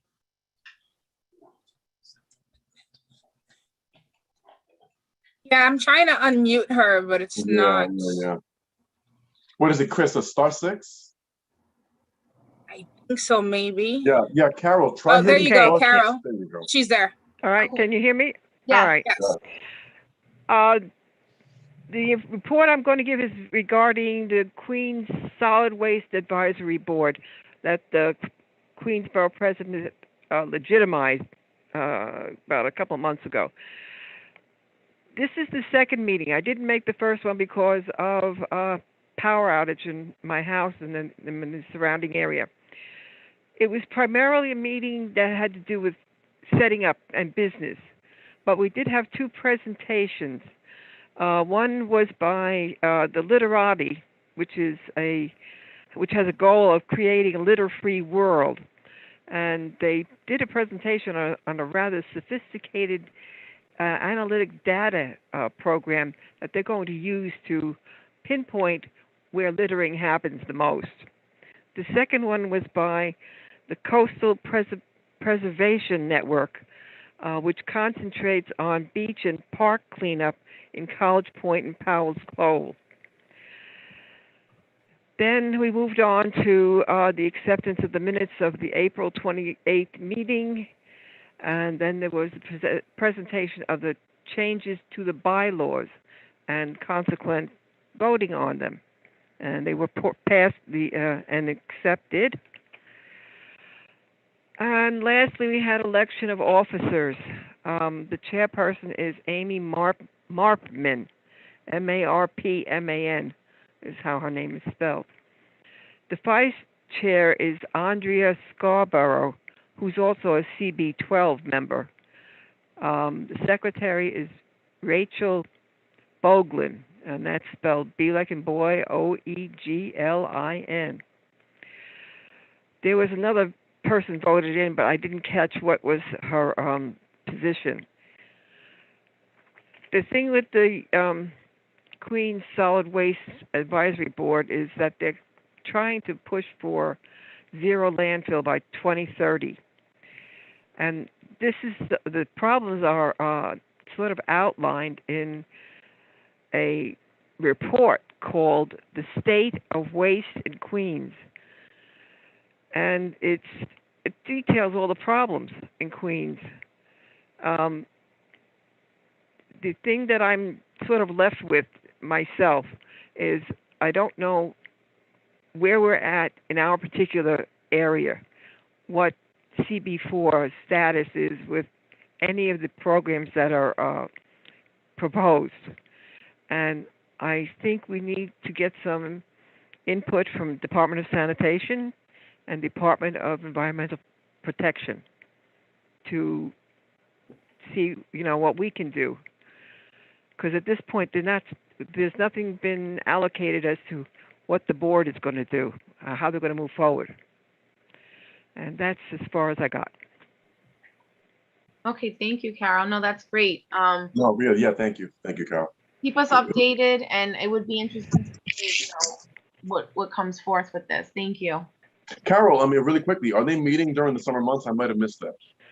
I didn't get anything from that. I attended the meeting, and there was no discussion about, I mean, actually, they sort of ran through the end part of electing officers. And that was it. I didn't hear anything from either Alan Swisher, who was chairing the meeting, or Joe Nocerino. So I didn't ask because I thought at this point it's up to them to say if we're going to have any meeting during the summer. Thank you. Okay.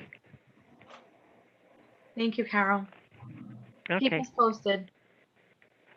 Okay, next committee, Health and Human Services, sorry.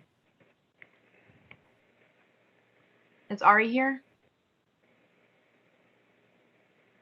Okay, moving on, Transportation Committee. Hi, just a couple of things, guys. We're having a meeting on June 22nd. It's a working meeting with DOT to talk about budget issues. Basically, it's talk about the last year's budget and how we're going to approach next year's with our DOT requests. Next, you may recall that a couple of months ago we discussed the intersection of Roosevelt, Baxter, and Glean.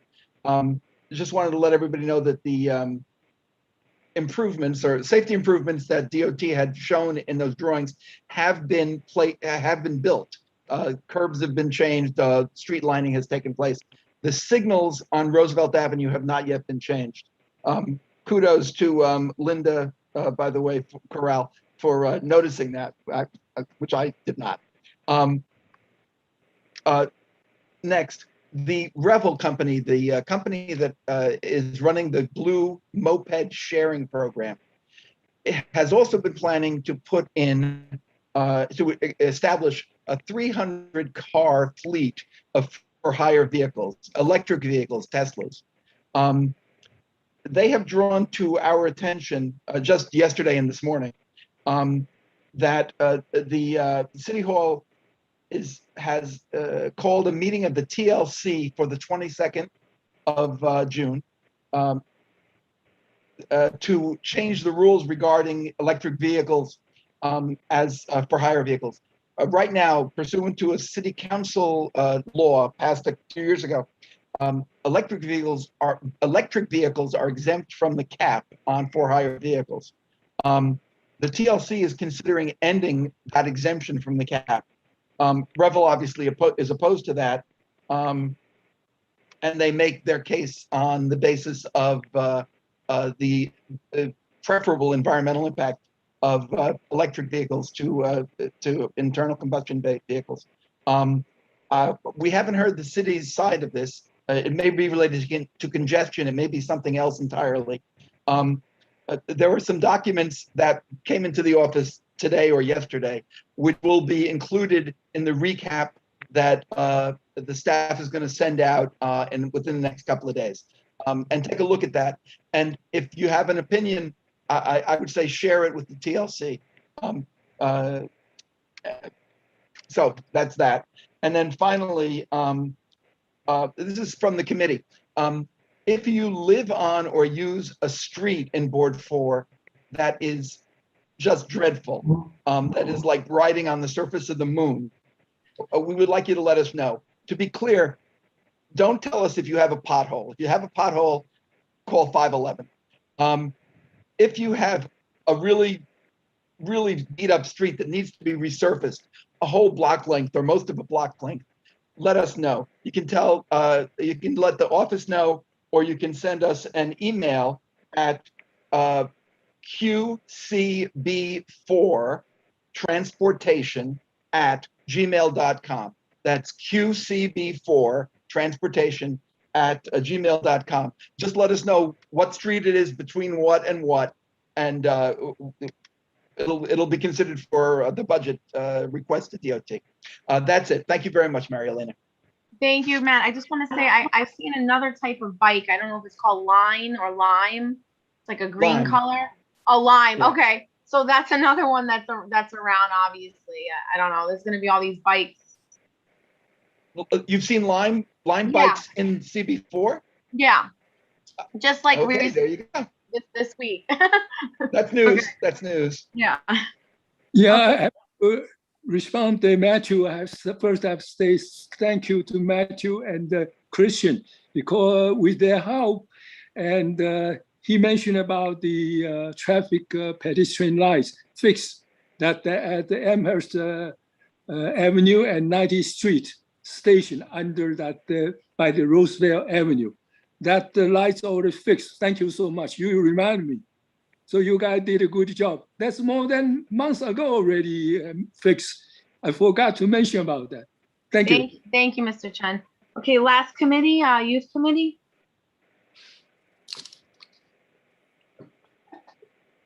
Hello, everyone. I don't have much to say other than that has already been said about the community garden event, but I did get some feedback. A lot of the parents enjoyed it, and they would like to see more events like that in the near future. Thank you, Sylvia. That's so good to hear. Hopefully we can do more events. We can do that, Sylvia. We can do that. We got you. You know, they loved it, especially during the fall. They hope they could see something during the fall. Mm-hmm. Pumpkins. Yes. Thank you. Well, you know, originally it was supposed to be spring in Simeon. It turned out to be summer in Simeon. Yeah. It just got delayed over and over. But yeah, you're right. Okay, great. Okay, so that's it for the committee reports. We're gonna move to open session number 2. So instead of doing any roll call, whoever would like to speak, any board members would like to speak now, please raise your hand. Mr. Chen, did you have your hand out for now or from earlier? No, right now, nothing. Oh, okay. Okay, so Gregory? I'll be brief since I missed my committee report because I was out walking. Oh, my I'm dog. Sorry.